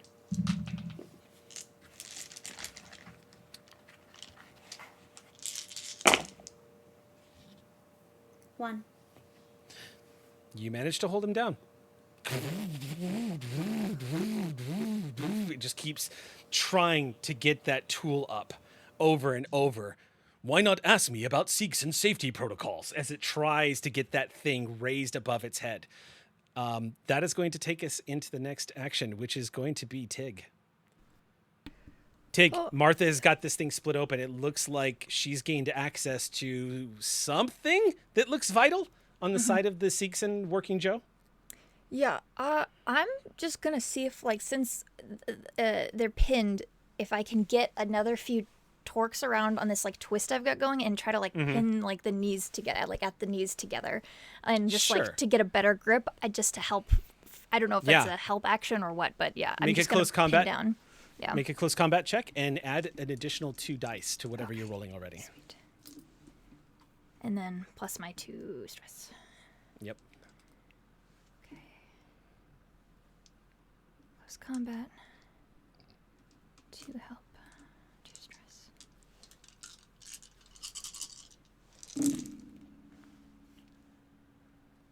That's 2 successes and no stress. Okay. Ones.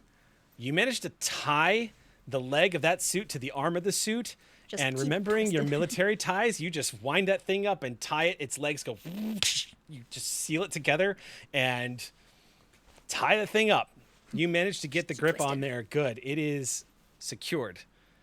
That is going to be your action. The next up is Marani.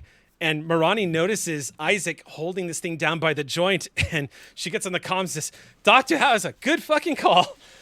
Isaac's got this thing pinned. We're going to be okay. All right. Stand by. Everybody's all right. If you could just yell your status, it would make us feel real good over here. All good, Doc. No problem. No problem.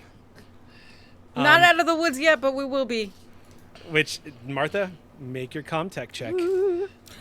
Okay.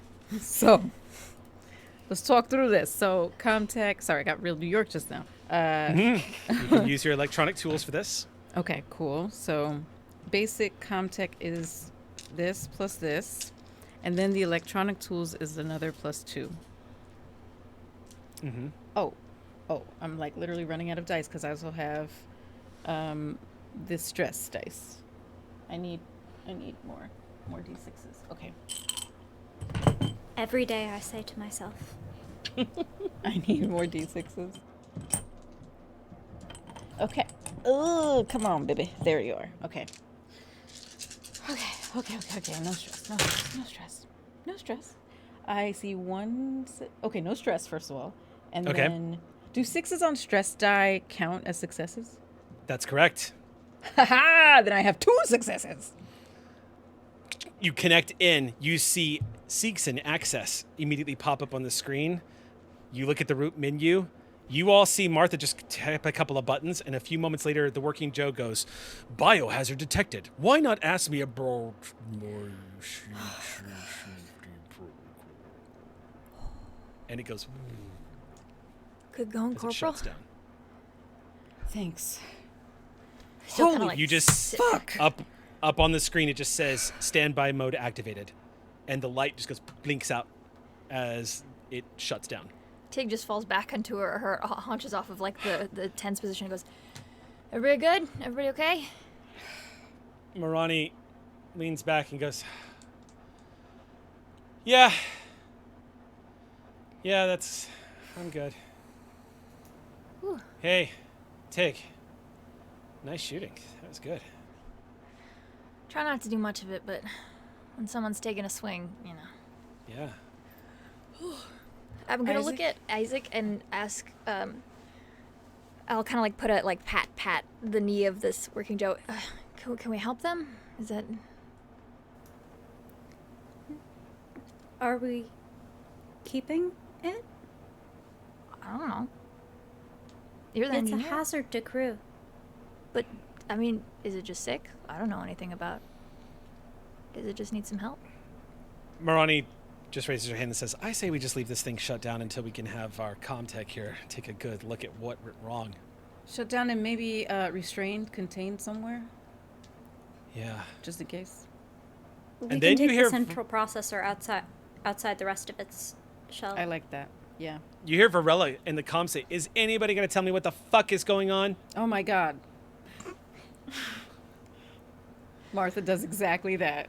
She has that outburst and then she covers her mouth. Like All good down here, Director. Restrained. Everybody's catching their breath. We'll be I back found up. out why I make people uncomfortable. There's a That silence. too. And Varela says, well, I'm happy to hear that, Isaac. I'm glad that we both stopped a murderer and we all learned a little bit about ourselves today. Get this thing topside, leave it shut off. Are the comps still open? Not if you don't want them to be. Martha wants to say something. You flip off your comm. We stopped a murderer?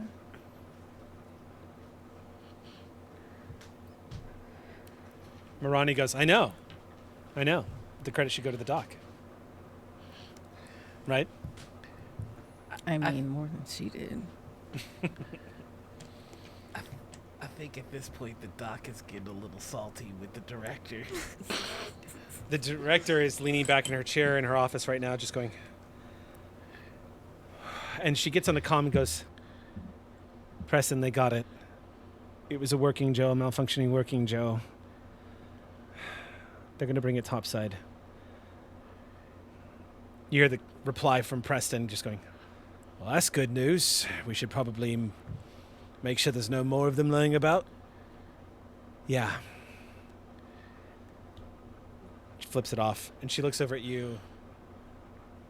She looks at you, Doctor, and she just says, Skylar's lucky to be alive. Yeah. How many working Joes can we account for here in this station? There should be 0, she says to you. 0. Well, that's a mighty big oversight. And when I said Apollo, you seemed to understand that there would be one. Because Apollo is the name of the mainframe that is the station came with an Apollo mainframe. We had to rip it out so we could reinstall the mother. So do we have an inventory of what the station held before it became our new home? I would very much like to know what else might have slipped in the crack. So now you're finally catching up to why I'm so pissed off, Doctor.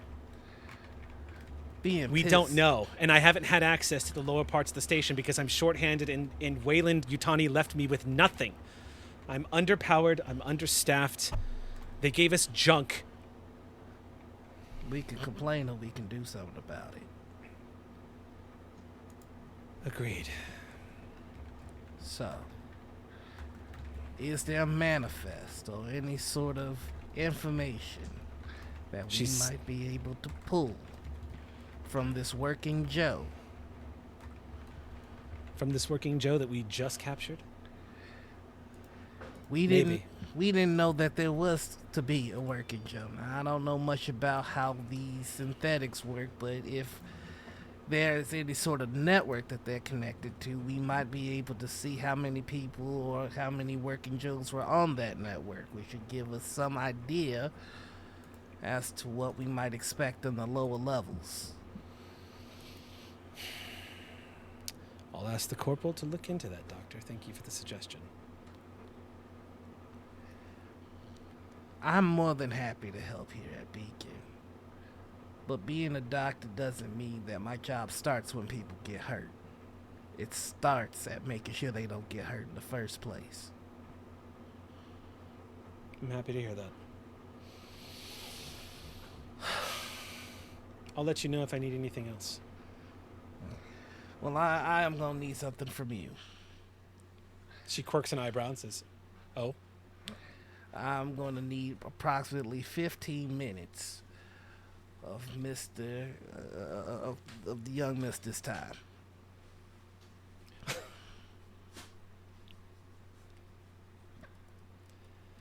I'm sure something can be arranged. I need it now. He'll comply. Believe me, he likes being picked up. Good. And he's going to walk over to the kitty and go, "Is it all right with you?" Kitty just looks up at you, kind of does the step in place and just watches you for a moment. All right. And you pick up, completely limp in your arms as you walk back towards the medical bay. Doing so, she gets back on the comms and radios down to the team one more time and just says, "Good job, everyone. I'm glad no one was hurt. See you when you get topside." And cuts off the comms. Doc is just making a beeline to Taylor like, "I told you I got a surprise for you." And that's it. Okay. I'd like to take the paramedic aside real quick. Finch? Hey, what's up? There. Just... paperclip. Just underneath the skin. If you didn't know what to look for, you might have missed it, but you think you see the faintest hint of a blinking light underneath the layer of skin, synthetic skin. Thank you, Isaac. Pretty strong. Held that Yeah, guy down about like that. there's nothing.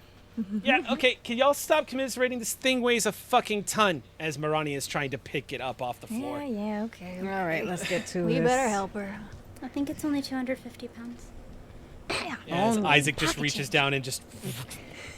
Every time. What you all discover as you leave the deck, this working Joe has removed every single lighting fixture and has accumulated them in Cargo Bay 2, the secondary cargo bay. Most of them are damaged, but they are piled up in the center of the cargo bay. There is no logic to it at all. There is no reason to it at all. You also discover that this working Joe apparently is responsible for some of the damage done to some of the pipes in some of the doorways that you all came across. But you managed to get it back into the lift. And, possibly, if Martha is capable of accessing its data core, you might be able to repair this. But for now, at least, Beacon is finally in a position where some work can get done without risk of death. Now, the real trial starts. And that is where we are leaving tonight's episode. And that actually completes our first chapter. Well, there's our answer. Like I said, each it's a chapter gamble. depends on you all. It's a gamble. So I hate gambling. you managed to subdue. I was genuinely worried about how that was going to go because I didn't know who was going to be attacked first. But I have to tell you, as your GM, as the game mother, I was relieved when it was Isaac who entered the airlock first.